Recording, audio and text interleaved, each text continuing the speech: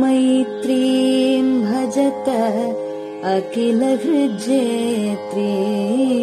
मैत्रीं भजत अखिलहृज्जेत्रीं मैत्रीं भजत अखिलहृज्जेत्रीम् आत्मवदेव परानपि पश्यत आत्मवदेव परानपि पश्यत युद्धं त्यजत स्पर्धां त्यजत युद्धं त्यजत स्पर्धां त्यजत त्यजत परेष्वक्रममाक्रमणम् त्यजत परेष्वक्रममाक्रमणम् मैत्रीं भजत अखिलहृज्जेत्रीं जननी पृथिवी कामदुघास्ते जननी पृथिवी कामदुघास्ते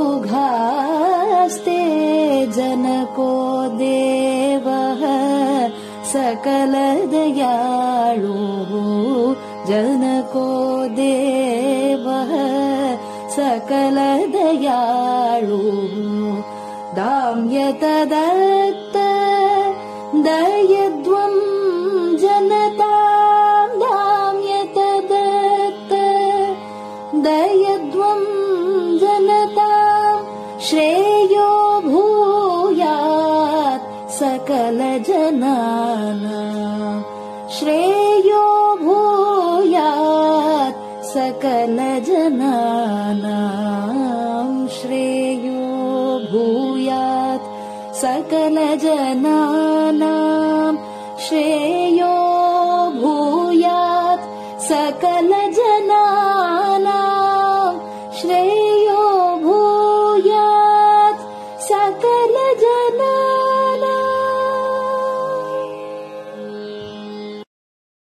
பெரியவா சரணம். மைத்ரீம் பஜத. பாடியவர் குமாரி சிவஸ்ரீ ஸ்கந்தபிரசாத். பெரியவா சரணம். வணக்கம். பெரியவா வானொலியின் காலை நிகழ்ச்சிகளுக்கு உங்களை அன்புடன் வரவேற்கிறோம். முதலில் பெரியவா சுப்பிரபாதம். பெரியவா சரணம். பெரியவா சுப்பிரபாதம். பாடியவர் ஸ்ரீமதி லதா ஸ்ரீதரன் அவர்கள்.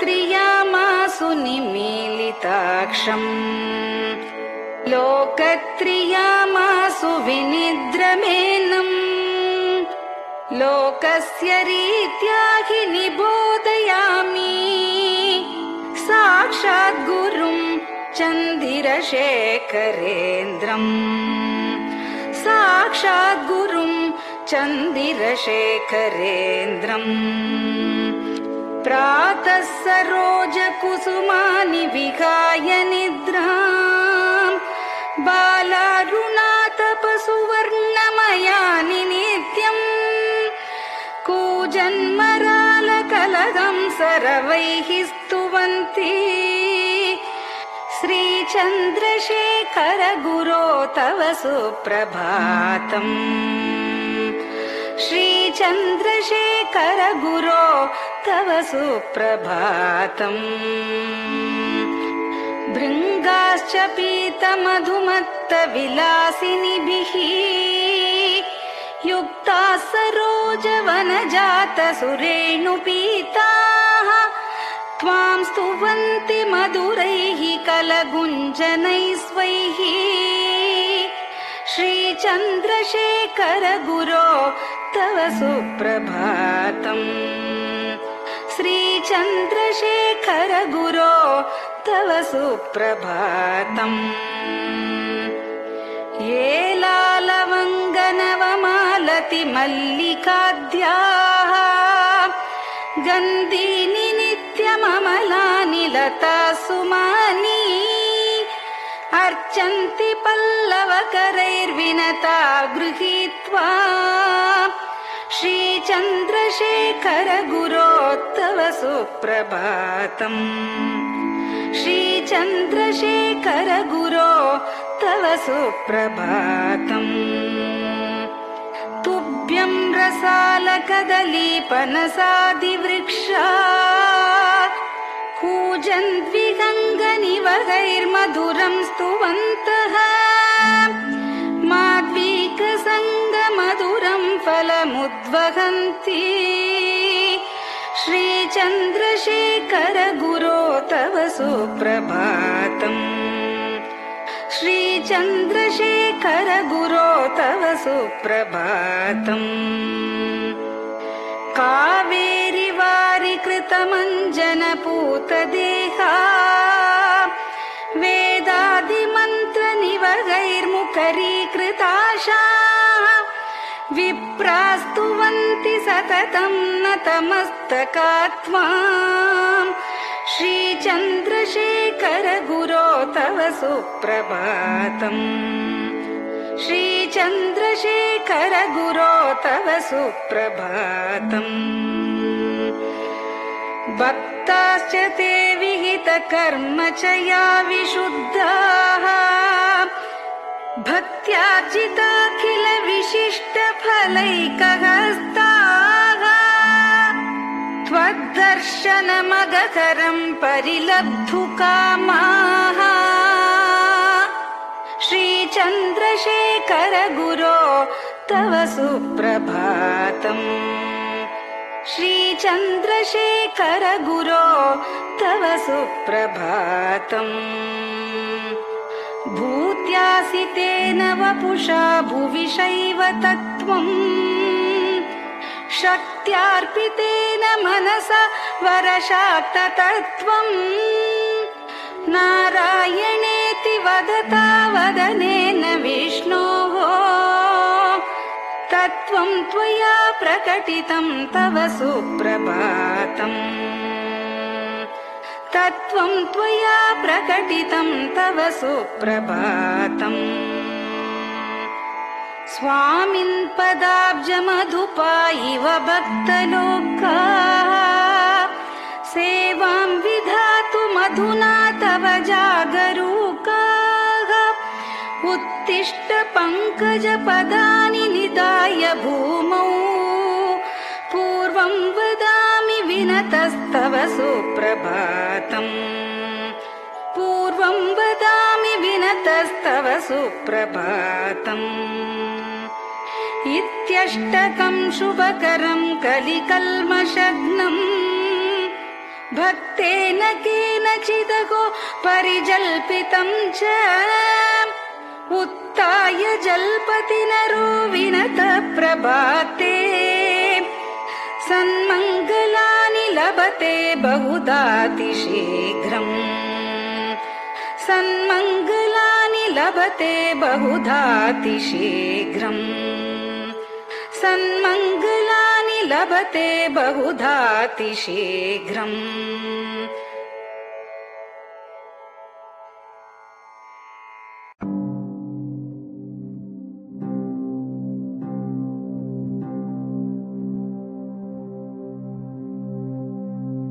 हर हर शङ्कर जय जय शङ्कर हर हर शङ्कर जय जय शङ्कर हर हर शङ्कर जय जय शङ्कर हर हर शङ्कर हर हर शङ्कर जय जय शङ्कर हर हर शङ्कर जय जय शङ्कर हर हर शङ्कर जय जय शङ्कर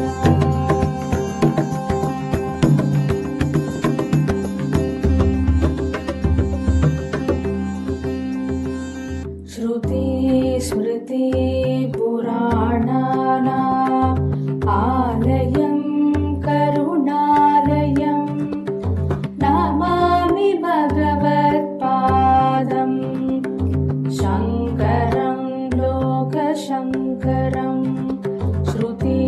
स्मृतिपुराणानाम् आलयं करुणालयं नमामि भगवत्पादम् शङ्करं लोकशङ्करम् हर हर शङ्कर जय जय शङ्कर हर हर शङ्कर जय जय शङ्कर हर हर शङ्कर जय जय शङ्कर हर हर शङ्कर हर हर शङ्कर जय जय शङ्कर हर हर शङ्कर जय जय शङ्कर हर हर शङ्कर जय जय शङ्कर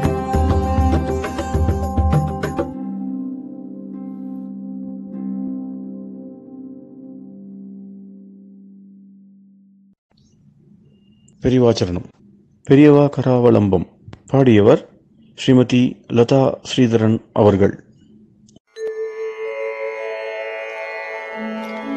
प्रातः स्मरामि भवदीयमुखारविन्दम् मन्दस्मितं च जनितापहरं जनानाम् प्रातः स्मरामि भवदीयमुखारविन्दम् मन्दस्मितं च जनितापहरं जनानाम् सम्पत्करीं च भवतोऽत्र कटाक्षलक्ष्मीम् काञ्चीमठेश मम देहि करावलम्बम् सम्पत्करीं च भवतोऽत्र कटाक्षलक्ष्मीम् काञ्चीमठेश मम देहि करावलम्बम् काञ्चीमठेश मम देहि करावलम्बम्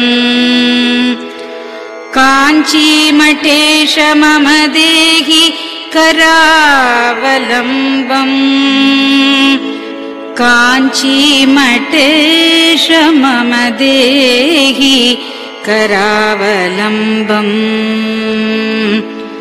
प्रातः स्मरामि कलिदोषहराणि यानि हृद्यानि दिव्यमधुराणि मनोहराणि प्रातः स्मरामि कलिदोषहराणि यानि हृद्यानि दिव्यमधुराणि मनोहराणि वाक्यानि तेऽध्यवदनाम्बुजनिर्गतानि काञ्चीमठेश मम देहि करावलम्बम्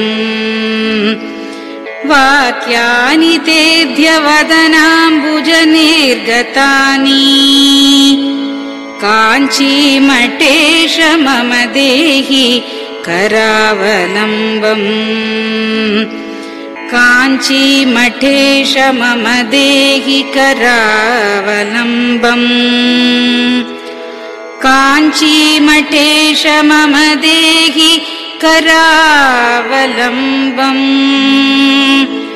काञ्चीमठेश मम देहि करावलम्बम् वक्षस्थलं विमलहेम समानवर्णम् भस्माङ्कितं जनमनोहर कुङ्कुमाक्तम्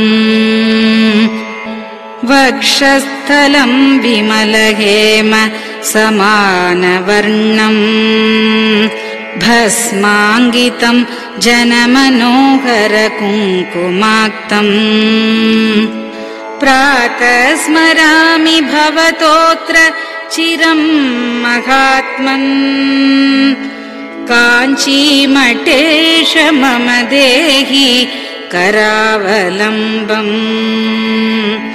प्रातः स्मरामि भवतोऽत्र चिरं महात्मन् काञ्चीमठेश मम देहि करावलम्बम् काञ्चीमठेश मम देहि करावलम्बम्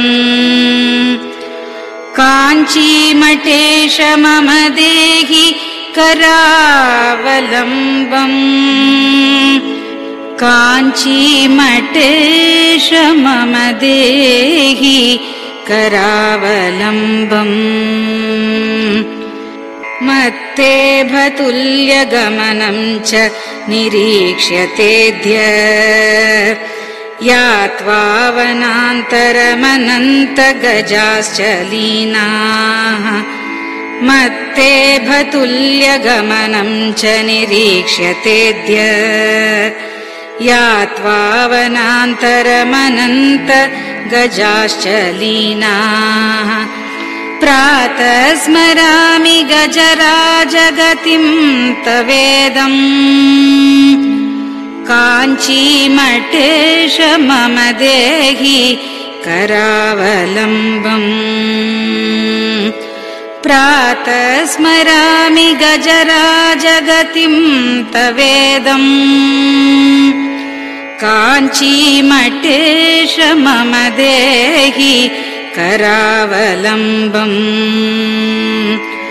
काञ्चीमठेश मम देहि करावलम्बम् काञ्चीमठेश मम देहि करावलम्बम् काञ्चीमठेश मम देहि करावलम्बम् दक्षेण दण्डमवलम्ब्य सदैतरेण हस्तेन चारुकलशं च विराजमानम् दक्षेण दण्डमवलम्ब्य सदैतरेण हस्तेन चारुकलशं च विराजमानम् रक्ताम्बरं च तव चारु कटिं स्मरामि काञ्चीमठेश मम देहि करावलम्बम् रक्ताम्बरं च तव चारु कटिं स्मरामि काञ्चीमठेश मम देहि करावलम्बम् काञ्चीमठेश मम देहि करावलम्बम् काञ्चीमठेश मम देहि करावलम्बम् काञ्चीमठेश मम देहि करावलम्बम् विस्मृत्य दोषमखिलं च ममापराधम् त्रातुं च याध्य भगवन् कृतबद्ध दीक्षा विस्मृत्य दोषमखिलं च ममापराधम् त्रातुं च याध्य भगवन् कृतबद्ध दीक्षा प्रातः स्मरामि यति पुङ्गवतेऽनुकम्पाम् काञ्चीमठेश मम देहि करावलम्बम् प्रातः स्मरामि यति पुङ्गवतेऽनुकम्पाम् काञ्चीमठेश मम देहि करावलम्बम् काञ्चीमठेश मम देहि करावलम्बम् काञ्चीमठेश मम देहि करावलम्बम् काञ्चीमठेश मम देहि करावलम्बम् प्रातः स्मरामि भवदीय पदारविन्दम् यस्मात् प्रयान्ति दुरितानि महान्ति तानि प्रातः स्मरामि भवदीय पदारविन्दम् यस्मात् प्रयान्ति दुरितानि महान्ति तानि आयान्ति तानि मुहुरुद्य सुमङ्गलानि काञ्चीमठेश मम देहि करावलम्बम्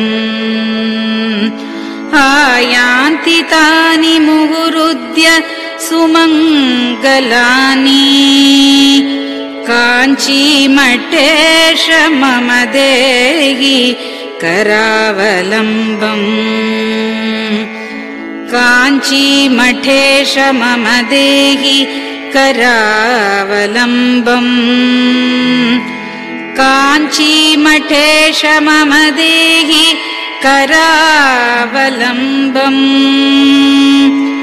काञ्चीमठेश मम देहि करावलम्बम् स्नानाश्च पानाश्च निषेवणाश्च ध्यानाश्च पापानिलयं प्रयान्ति स्नानाश्च पानाश्च निषेवणाश्च ध्यानाश्च पापानिलयं प्रयान्ति हे तीर्थपादानुसवं पदं ते तीर्थं च तीर्थीकरणं भजामि हे तीर्थपादानुसवं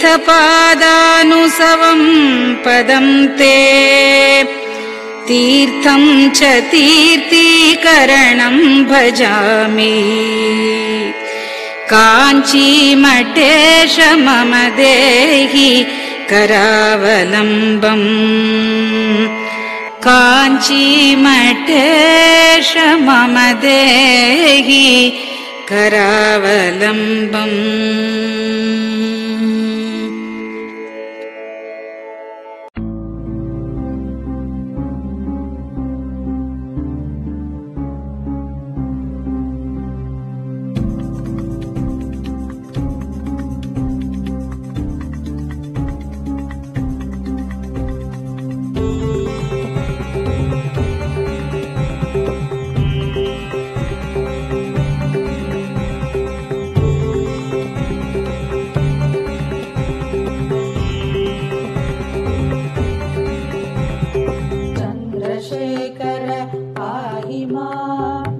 चन्द्रशेखर रक्ष मां चन्द्रशेखर पाहि मां जय चन्द्रशेखर रक्ष मां हर हर शम्भो शिव शिव शम्भो हर हर शम्भो शिव शिव शम्भो हर हर शम्भो शिव शिव शम्भो हर हर शम्भो शिव शिव शम्भो चन्द्रशेखर पाहि मां चन्द्रशेखर रक्ष मां चन्द्रशेखर पाहि मां जय चन्द्रशेखर रक्ष मां हर हर शम्भो शिव शिव शम्भो हर हर शम्भो शिव शिव शम्भो हर हर शम्भो शिव शिव शम्भो हर हर शम्भो शिव शिव शम्भो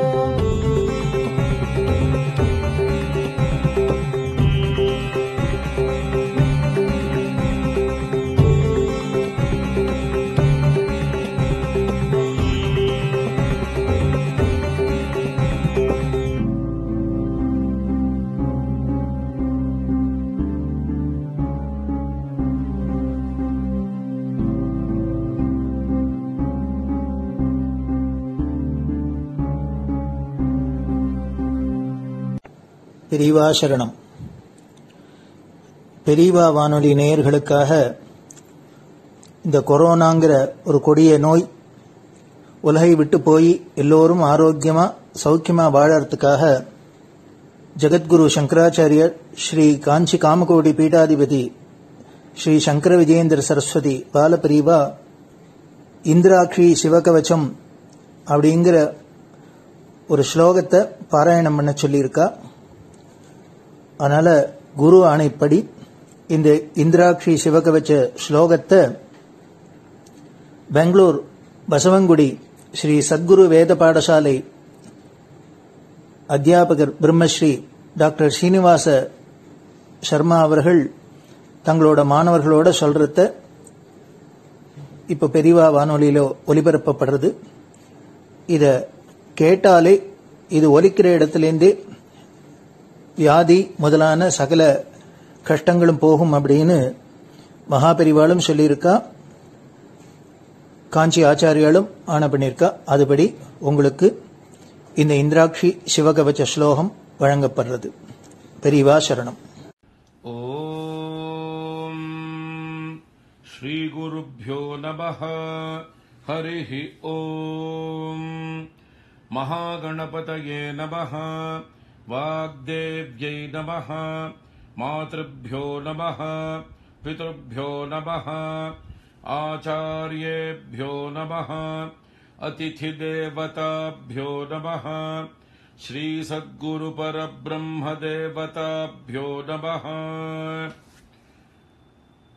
सर्वमंगलमांगल्ये शिवे सर्वार्थसाधिके शरण्ये त्र्यंबके देवी नारायणि नमोस्तुते. नमो देव्यै महादेव्यै शिवायै सततं नमः. नमः प्रकृत्यै भद्रायै नियताः प्रणतास्मताम्. ॐ श्री जगदम्बायै नमः. अथ इन्द्राक्षी स्तोत्रम्.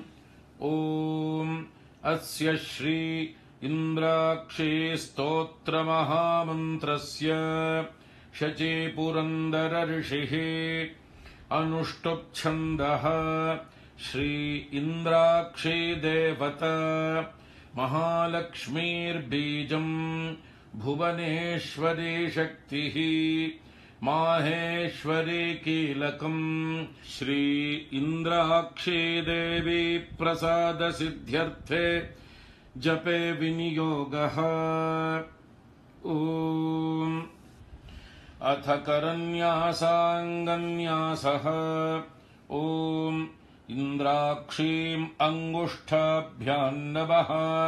ॐ महालक्ष्मीं तर्जनीभ्यां नमः. ॐ माहेश्वरीं मध्यमाभ्यां नमः. ॐ अम्बुजाक्षीम् अनामिकाभ्यां नमः. ॐ कात्यायनीं कनिष्ठिकाभ्यां नमः. ॐ कौमारीं करतलकरपृष्ठाभ्यां नमः. ॐ इन्द्राक्षीं हृदयाय नमः. ॐ महालक्ष्मीं शिरसे स्वाहा. ॐ माहेश्वरीं शिखायै वषट्. ॐ अम्बुजाक्षीं कवचाय हुम्. ॐ कात्यायनीं नेत्रत्रयाय वौषट्. ॐ कौमारीं अस्त्राय फट्. भूर्भुवः सुवरोमिति दिग्बन्धः. ध्यानम्. ॐ नेत्राणां दशभिः शतैः परिवृता मत्युग्रचर्माम्बराम्. हेमाभां महतीं विलम्बितशिखा मामुक्तकेशान्विताम्. घण्टापण्डितपादपद्मयुगलान् नागेन्द्रकुम्भस्तनीम्. इन्द्राक्षीं परिचिन्तयामि सततं प्रत्यक्षसिद्धिप्रदाम्. इन्द्राक्षीं द्विभुजां देवीं पीतवस्त्रद्वयान्विताम्. वामहस्ते वज्रधरान् दक्षिणेन वरप्रदाम्. इन्द्राक्षीं नौमि युवतीं नानालङ्कार भूषिताम्. प्रसन्नवदनाम्भोजामप्सरो गणसेविताम्. ॐ अथ इन्द्राक्षी स्तोत्रप्रारम्भः। इन्द्र उवाच ॐ इन्द्राक्षी पूर्वतः पातु पात्वाग्नेयान्तथेश्वरी कौमारी दक्षिणे पातु नैऋत्याम् पातु पार्वती वाराही पश्चिमे पातु वायव्ये नारसिंह्यपि उदीच्याम् कालरात्रिर्मामीशान्याम् सर्वशक्तयः भैरव्योर्ध्वम् सदा पातु पात्वधो वैष्णवी तथा एवम् 10 दिशो रक्षेत् सर्वाङ्गम् भुवनेश्वरी इन्द्राक्षी नाम सा देवी दैवतैः समुदाहृता गौरी शाकम्भरी देवी दुर्गानाम् नीतिविश्रुता कात्यायनी महादेवी चण्डघण्टा महातपाः सावित्री सा च गायत्री ब्रह्माणी ब्रह्मवादिनी नारायणी भद्रकाली रुद्राणी कृष्णपिङ्गला अग्निज्वाला रौद्रमुखी कालरात्रि तपस्विनी मेघस्वना सहस्राक्षी विकटाङ्गी जडोदरी महोदरी मुक्तकेशी घोररूपा महाबला अजिता भद्रदानन्ता रोगहर्त्री शिवप्रिया शिवदूती कराली च शक्तिश्च परमेश्वरी आर्या दाक्षायणी चैव गिरिजा मेनकात्मजा महिषासुरसंहारी चामुण्डा सप्तमातृका सर्वरोगप्रशमनी नारायणी नमोऽस्तु ते इन्द्राणी चेन्द्ररूपा च इन्द्रशक्तिः परायणी वाराही नारसिंही च भीमा भैरवनादिनी सदा सम्मोहिनी देवी सुन्दरी भुवनेश्वरी एकाक्षरी महामायी एकाङ्गी एकनायकी कोमलश्यामलारूपी कोटिसूर्यप्रकाशिनी श्रुतिस्मृतिर्धृतिर्मेधा विद्यालक्ष्मीः सरस्वती अनन्ता विजयापर्णा मानस्तोका पराजिता भवानी पार्वती दुर्गा हैमवत्यम्बिका जया शिवा भवानी रुद्राणी शङ्करार्धशरीरिणी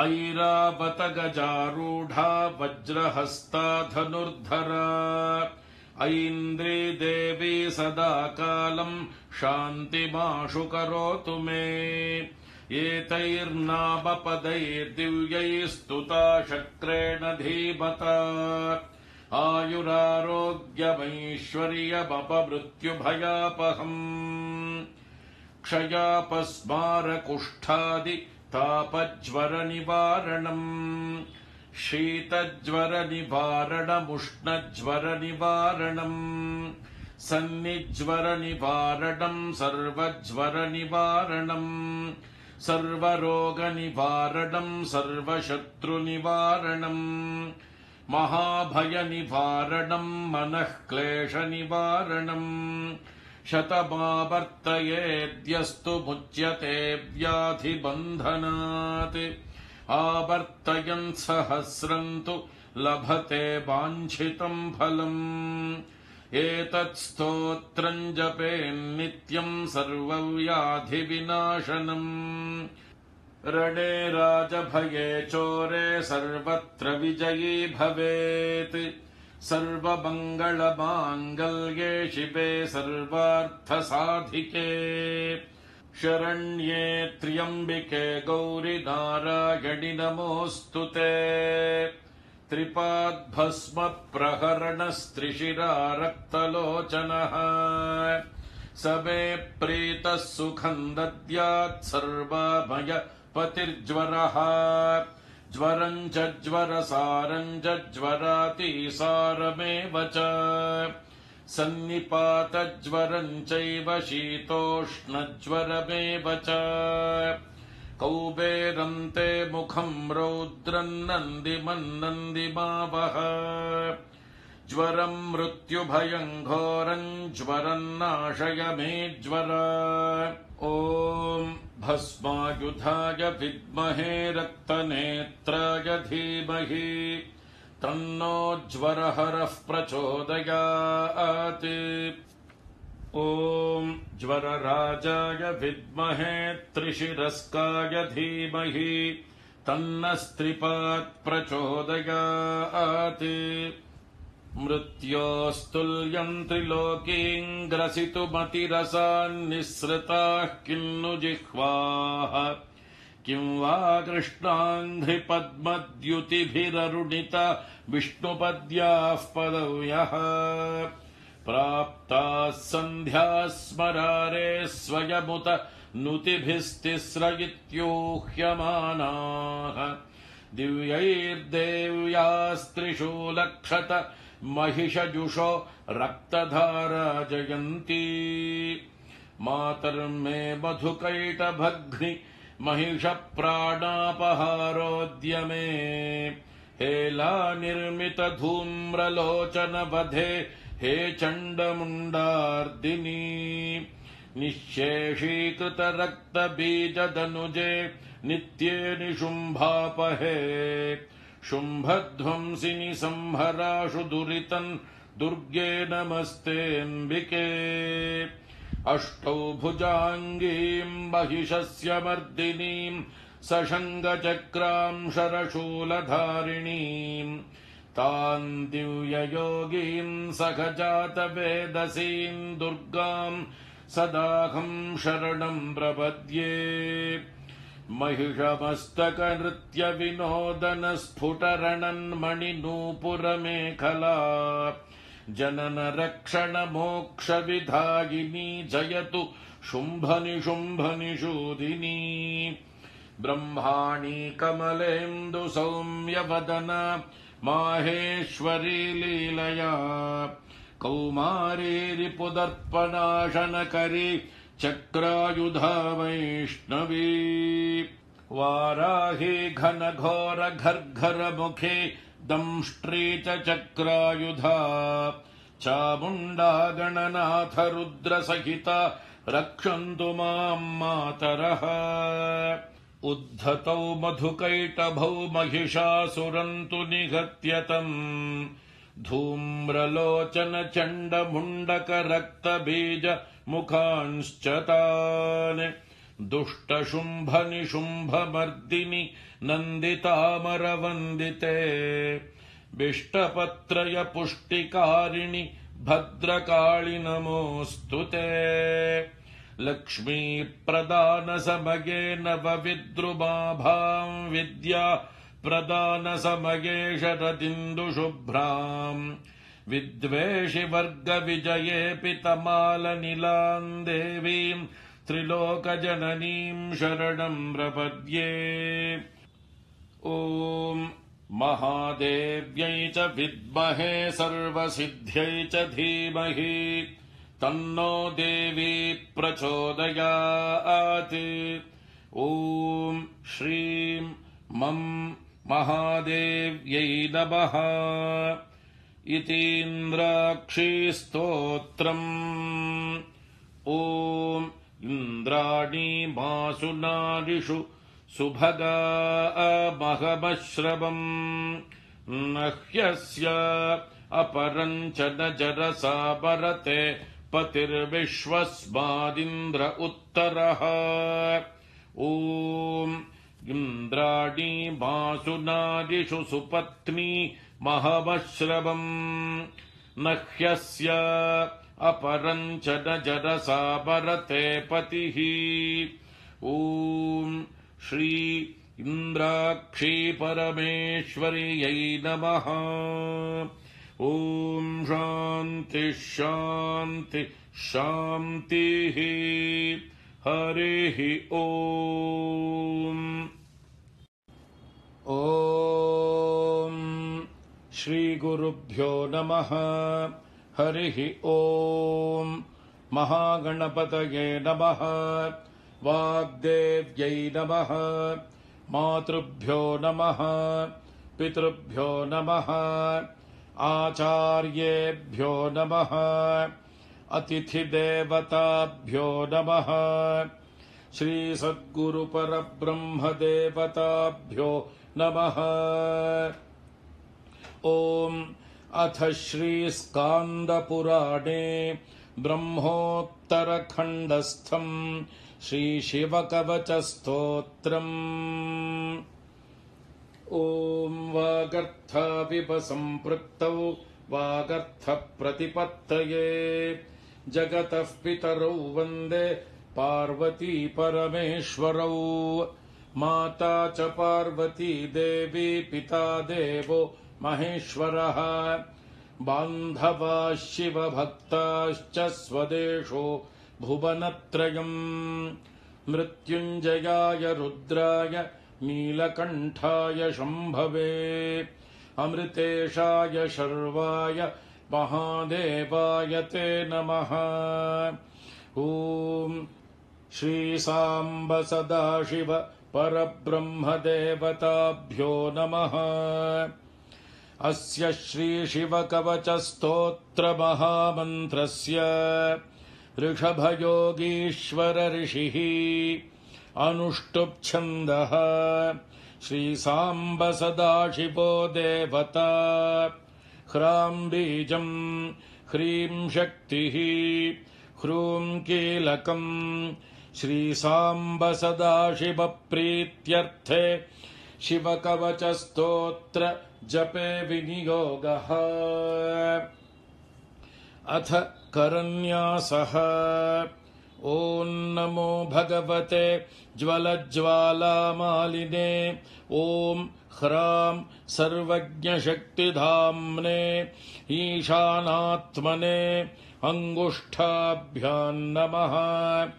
ॐ नमो भगवते ज्वलज्ज्वालामालिने। ॐ नं ह्रीं नित्यतृप्तिधाम्ने तत्पुरुषात्मने तर्जनीभ्यां नमः। ॐ नमो भगवते ज्वलज्ज्वालामालिने। ॐ मं ह्रूं अनादिबोध शक्तिधाम्ने अघोरात्मने मध्यमाभ्यां नमः। ॐ नमो भगवते ज्वलज्ज्वालामालिने। ॐ शिं ह्रैं स्वतन्त्रशक्तिधाम्ने वामदेवात्मने अनामिकाभ्यां नमः। ॐ नमो भगवते ज्वलज्ज्वालामालिने। ॐ वां ह्रौं नित्यमलुप्तशक्तिधाम्ने सद्योजातात्मने कनिष्ठिकाभ्यां नमः। ॐ नमो भगवते ज्वलज्ज्वालामालिने। ॐ यं ह्रः अनन्तशक्तिधाम्ने सर्वात्मने करतलकरपृष्ठाभ्यां नमः। अथाङ्गन्यासः। ॐ नमो भगवते ज्वलज्ज्वालामालिने। ॐ ह्रां सर्वज्ञशक्तिधाम्ने ईशानात्मने हृदयाय नमः। ॐ नमो भगवते ज्वलज्ज्वालामालिने। ॐ नं ह्रीं नित्यतृप्तिधाम्ने तत्पुरुषात्मने शिरसे स्वाहा। ॐ नमो भगवते ज्वलज्ज्वालामालिने। ॐ मं ह्रूं अनादिबोधशक्तिधाम्ने अघोरात्मने शिखायै वषट्। ॐ नमो भगवते ज्वलज्ज्वालामालिने। ॐ शिं ह्रैं स्वतन्त्रशक्तिधाम्ने वामदेवात्मने कवचाय हुम्। ॐ नमो भगवते ज्वलज्ज्वालामालिने। ॐ वां ह्रौं नित्यमलुप्तशक्तिधाम्ने सद्यो जातात्मने नेत्रत्रयाय वौषट्। ॐ नमो भगवते ज्वलज्वालामालिने। ॐ यं ह्रः अनन्तशक्तिधाम्ने सर्वात्मने अस्त्राय फट्। भूर्भुवः सुवरोमिति दिग्बन्धः। ध्यानम् वज्रदंष्ट्रं त्रिनयनं कालकण्ठमरिन्दमम् सहस्रकरमत्युग्रं वन्दे शम्भुमुमापतिम्। अथापरं सर्वपुराणगुह्यं निःशेषपापौघहरं पवित्रम् जयप्रदं सर्वविपद्विमोचनं वक्ष्यामि शैवं कवचं हितायते। ऋषभयोगीश्वर उवाच नमस्कृत्वा महादेवं विश्वव्यापिनमीश्वरम् वक्ष्ये शिवमयं वर्म सर्वरक्षाकरन् नृणाम्। शुचौ देशे समासीनो यथावत्कल्पितासनः जितेन्द्रियो जितप्राणश्चिन्तये शिवमव्ययम्। हृत्पुण्डरीकान्तरसन्निविष्टं स्वतेजसा व्याप्तनभोऽवकाशम् अतीन्द्रियं सूक्ष्ममनन्तमाद्यं ध्यायेत्परानन्दमयं महेशम्। ध्यानावधूताखिलकर्मबन्धश्चिरञ्चिदानन्द निमग्नचेताः षडक्षरन्याससमाहितात्मा शैवेन कुर्यात् कवचेन रक्षा। अथ कवचस्तोत्रम्। ॐ मां पातु देवोऽखिलदेवतात्मा संसारकूपे पतितं गभीरे। तन्नाम दिव्यं वरमन्त्रमूलं धुनोतु मे सर्वघं हृदि स्थम्। सर्वत्र मां रक्षतु विश्वमूर्तिर्ज्योतिर्मयानन्द घनश्चिदात्मा। अणोरणीयानुरुशक्तिरेकः स ईश्वरः पातु भयादशेषात्। यो भूस्वरूपेण बिभर्ति विश्वं पायात् स भूमेर्गिरिशोष्टमूर्तिः। योपां स्वरूपेण नृणां करोति सञ्जीवनं सोऽवतु मां जलेभ्यः। कल्पावसाने भुवनानि दग्ध्वा सर्वाणि यो नृत्यति भूरिलीलः। सकालरुद्रोऽवतु मान्दवाग्नेर्वात्यादि भीतेरखिलाश्च तापात्। प्रदीप्तविद्युत्कनकावभासो विद्यावराभीतिकुठारपाणिः। चतुर्मुखस्तत्पुरुषस्त्रिनेत्रः प्राच्यां स्थितो रक्षतु मामजस्रम्। कुठारवेदाङ्कुशपाशशूलः कपालमालाक्ष गुणान्दधानः। चतुर्मुखो नीलरुचिस्त्रिनेत्रः पायादघोरो दिशि दक्षिणास्याम्। कुन्देन्दुशङ्खस्फटिकावभासो वेदाक्षमालावरदाभयाङ्कः। त्र्यक्षश्चतुर्वक्त्र उरुप्रभावः सद्योऽधिजातोऽवतु मां प्रतीच्याम्। वराक्षमालाभयटङ्क हस्तः सरोजकिञ्जल्कसमानवर्णः। त्रिलोचनश्चारुचतुर्मुखो मां पायादुदीच्यां दिशि वामदेवः। वेदाभयेष्टाङ्कुशटङ्कपाशः कपाल ढक्काक्षकशूलपाणिः। सितद्युतिः पञ्चमुखो बतान्मा मीशान ऊर्ध्वम् परमप्रकाशः मूर्धानमव्यान्मम चन्द्र मौलिर्भालम् ममाव्यादथ भालनेत्रः नेत्रे ममाव्याद्भगनेत्रहारी नासां सदा रक्षतु विश्वनाथः पायाच्छ्रुति मे श्रुतिगीतकीर्तिः कपोलमव्या सततं कपाली वक्त्रं सदा रक्षतु पञ्चवक्त्रो जिह्वां सदा रक्षतु वेदजिह्वः कण्ठं गिरीशोऽवतु नीलकण्ठः पाणिद्वयं पातु पिनाकपाणिः स्कन्धौ वृषस्कन्धगतिश्च सोऽव्यात् पार्श्वद्वयं पातु सुरासुरेशः दोर्मूलमव्यान्मम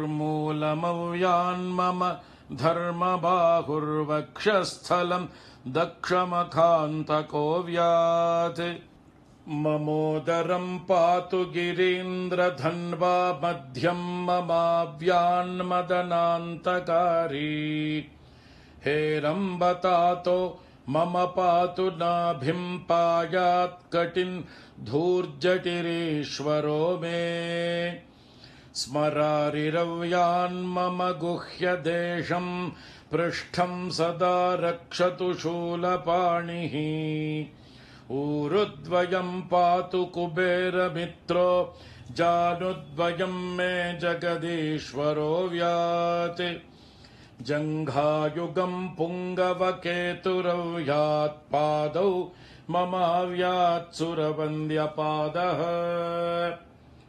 महेश्वरः पातु दिनादियामे मां मध्ययामेवतु वामदेवः त्रिलोचनः पातु तृतीययामे वृषध्वजः पातु दिनान्त्ययामे पायान्निषादौ शशिशेखरो मां गङ्गाधरो रक्षतु मान्निशीथे गौरीपतिः पातु निशावसाने मृत्युञ्जयो रक्षतु सर्वकालम्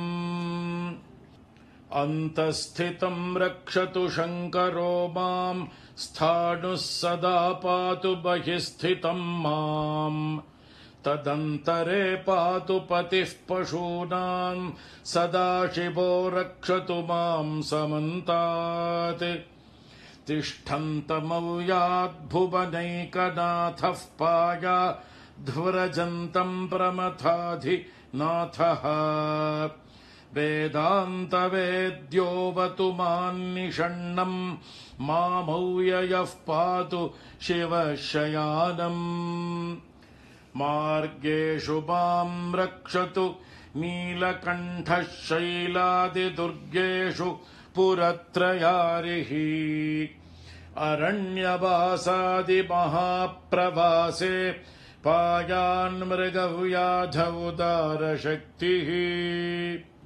कल्पान्तकालोऽग्रपटुप्रकोपस्फुटाट्टहासोच्चलिताण्डकोशः घोरारिसेनार्णवदुर्निवार महाभयाद्रक्षतु वीरभद्रः पत्यश्वमातङ्ग घटावरूथः सहस्रलक्षायुत कोटिभीषणम् अक्षौहिणीनां शतमाततायिनां छिन्द्यान् मृडो घोरकुठारधारय निहन्तु दस्यून् प्रलयानलार्चिर्ज्वलत्रिशूलम् त्रिपुरान्तकस्य शार्दूलसिंहर्क्षवृकादिहिंस्रान् सन्त्रासयत्वेषधनुः पिनाकः दुःस्वप्नदुःशकुनदुर्गतिदौर्मनस्य दुर्भिक्षदुर्व्यसन दुस्सह दुर्यशांसि उत्पाततापविषभीति मसद्ग्रहार्तिं व्याधींश्च नाशयतु मे जगतामधीशः। ॐ अथ सहस्राक्षरमन्त्रः।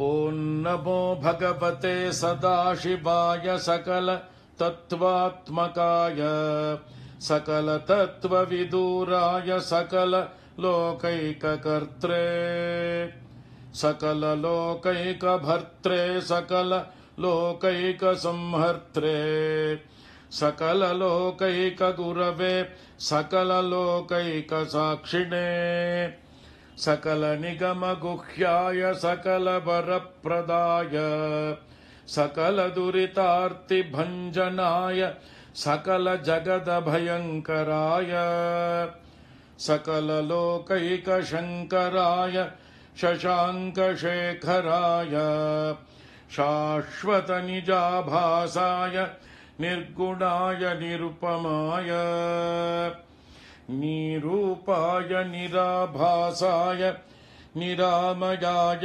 निष्प्रपञ्चाय निष्कलङ्काय निर्द्वन्द्वाय निस्सङ्गाय निर्मलाय निर्गमाय नित्यरूपविभवाय निरुपमविभवाय निराधाराय नित्यशुद्धबुद्धपरिपूर्ण सच्चिदानन्दाद्वयाय परमशान्तप्रकाशाय तेजोरूपाय जय जय महारुद्र महारौद्र भद्रावतार दुःखदावदारुण महाभैरव कालभैरव कल्पान्तभैरव कपालमालाधर खट्वाङ्गखड्ग चर्मपाशाङ्कुशढमरुशूल चापबाणगदाशक्ति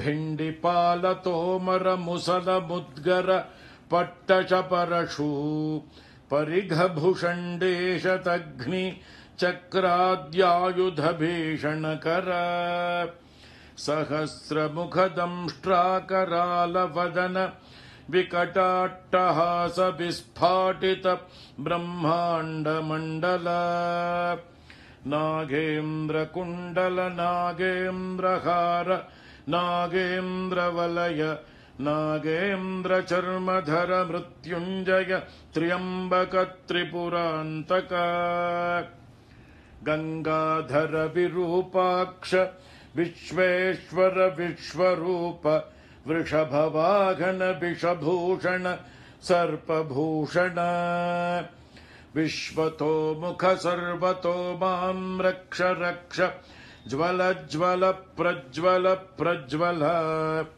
महामृत्युभयमपमृत्युभयन्नाशय नाशय रोगभयमुत्सादयोत्सादय विषसर्पभयं शमय शमय चोरान्मारय मारय मम शत्रूनुच्चाटयो चाटय शूलेन विदारय विदारय कुठारेण भिन्धि भिन्धि खड्गेन छिन्धि छिन्धि खट्वाङ्गेन विपोथय विपोथय मुसलेन निष्पेषय निष्पेषय बाणैः सन्ताडय सन्ताडय रक्षांसि भीषय भीषय भूतानि विद्रावय विद्रावय कूष्माण्डवेतालमारीगण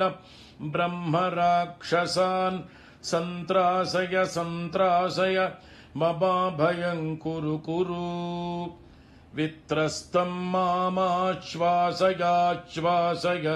नरकभयान्मामुद्धारयोद्धारय सञ्जीवय सञ्जीवय क्षुतृष्णार्तं मामाप्याययाप्यायय दुःखातुरं मामानन्दयानन्दय शिवकवचेन मामाच्छादयाच्छादय हर हर मृत्युञ्जय त्र्यम्बक सदाशिव नमस्ते नमस्ते नमस्ते ॐ अथ फलश्रुतिः ऋषभयोगीश्वर उवाच इत्येतत्कवचं शैवं वरदं व्याहृतं मया सर्वबाधाप्रशमनं रहस्यं सर्वदेहिनां यः सदा धारयेन्मर्त्यश्चैवं कवचमुत्तमम् न तस्य जायते क्वापि भयं शम्भोरनुग्रहात् क्षीणायुर्मृत्युमापन्नो महारोगहतोऽपि वा सद्यः सुखमवाप्नोति दीर्घमायुश्च विन्दति सर्वदारिद्र्यशमनं सौमङ्गल्यविवर्धनम् यो धत्ते कवचं शैवं सदेवैरपि पूज्यते महापातकसङ्घातैर्मुच्यते चोपपातकैः देहान्ते शिवमाप्नोति शिवर्मानुभावतः त्वमपि श्रद्धया वत्स शैवं कवचमुत्तमम् धारयस्व मया दत्तं सद्यः श्रेयो ह्यवाप्स्यसि सूत उवाच इत्युक्त्वा ऋषभो योगी तस्मै पार्थिवसूनवे ददौ शङ्खं महारावं खड्गं चारिनिषूदनम् पुनश्च भस्म सम्मन्त्र्य तदङ्गं सर्वतो स्पृशत् गजानां 600 द्विगुणं च बलं ददौ भस्म प्रभावात् सम्प्राप्त बलैश्वर्यधृतिस्मृतिः स राजपुत्रः शुशुभे शरधर्क इव श्रिया तमाह प्राञ्जलिं भूयः स योगी राजनन्दनम् एष खड्गो मया दत्तस्तपो मन्त्रानुभावतः शितधारमिमं खड्गं यस्मै दर्शयसि स्फुटम् स सद्यो म्रियते शत्रुः साक्षान् मृत्युरपि स्वयम् अस्य शङ्खस्य निर्ह्रादं ये शृण्वन्ति तवाहिताः ते मूर्च्छिताः पतिष्यन्ति न्यस्तशास्त्र विचेतनाः खड्गशङ्खाभिमौ दिव्यौ परसैन्यविनाशिनौ आत्मसैन्यस्य पक्षाणां शौर्यतेजोभिवर्धनौ एतयोश्च प्रभावेन शैवेन कवचेन च 2,600 नागानां बलेन महतापि च भस्मधारणसामर्थ्याच्छत्रुसैन्यं विजेष्यसि प्राप्त्य सिंहासनं पित्र्यङ्गोप्तासि पृथिवीमिमाम् इति भद्रायुषं सम्यगनुशास्य समातृकम् ताभ्यां सम्पूजितः सोऽथ योगी स्वैरगतिर्ययौ इति श्रीस्कान्दपुराणे ब्रह्मोत्तरखण्डस्थं श्रीशिवकवचस्तोत्रम् ॐ वागर्थाभिवसम्पृक्तौ वागर्थप्रतिपत्तये जगतः पितरौ वन्दे पार्वती परमेश्वरौ नमः सूर्याय चन्द्राय मङ्गलाय बुधाय च गुरुः शुक्रशनिभ्यश्च राहवे केतवे नमः मृत्युञ्जयाय रुद्राय नीलकण्ठाय शम्भवे अमृतेशाय शर्वाय महादेवाय ते नमः ॐ शान्ति शान्ति शान्तिः ॐ नमो वर्मिणे च वरोधिने च नमो बिल्बिने च कवचिने च नमः श्रुताय च श्रुत सेनाय च नमः शम्भवे च मयो भवे च नमः शङ्कराय च मयस्कराय च नमः शिवाय च शिवतराय च ॐ त्वन्तुरीगा वशिनी वशासि सकृद्यत्वा मनसा गर्भ आशयत् वशात्वं वशिनी गच्छ देवान् सत्याः सन्तु यजमानस्य कामाः समस्तसन्मङ्गलानि भवन्तु ॐ शान्ति शान्ति शान्तिः श्रीगुरुभ्यो नमः हरिः ॐ तत्सत् सर्वं श्रीकृष्णार्पणमस्तु பெரியவா சரணம். நீங்கள் கேட்க இருப்பது பெரியவா குரல். மகா பெரியவா உபன்யாசங்களில் இருந்து சில பகுதிகள். நமः பார்வதீபதயே கோவிந்தநாம கீர்த்தனம். கூரையெல்லாம் தொட்டு பார்த்தா நனைஞ்சிருக்கும், வீட்டு ஓடெல்லாம் நனைஞ்சிருக்கும், மரமெல்லாம் நனைஞ்சிருக்கும், செடியெல்லாம் நனைஞ்சிருக்கும், எல்லாம் நனைஞ்சிருக்கப்ப நம்ம ஹிருதயம் நனைஞ்சிருக்க வேண்டாமா? பக்தியினால நனைஞ்சிருக்கணும் நம்ம ஹிருதயம். பகவானுக்கு நிறைய நனைஞ்சிருக்கணும். சுவாமிக்கு எங்கேயும் நிறைஞ்ச அபிஷேகம் பண்ணிருக்கணும். எல்லா அபிஷேகத்தை காட்டிலும் இன்னைக்கு நிறைஞ்ச அபிஷேகம் சுவாமிக்கு செஞ்சிருக்கணும். இயற்கை தான் ஈஸ்வரனுடைய சுரூபம். அந்த இயற்கையோட மனிதனுடைய செயற்கையும் அந்த இயற்கையோட சேரணும், சேரும்படியாக நனைஞ்சிருக்கணும். இவன் மனசு குளிர்ந்து இருந்தா தான் அங்கேயும் அபிஷேகம் என்ன பண்ணுவான்.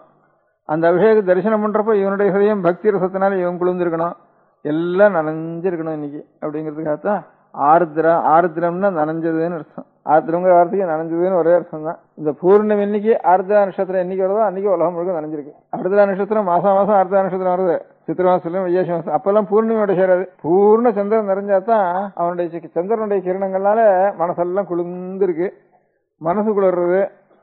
அப்போ உலகம் முழுக்க இந்த பூர்ணிமையும் ஆர்திரையும் சேர்ந்துதானே உலகம் முழுக்க சந்திரனுடைய கிரணம் பனியனுடைய கிரணம் எல்லாம் சேர்ந்து நனையிறது.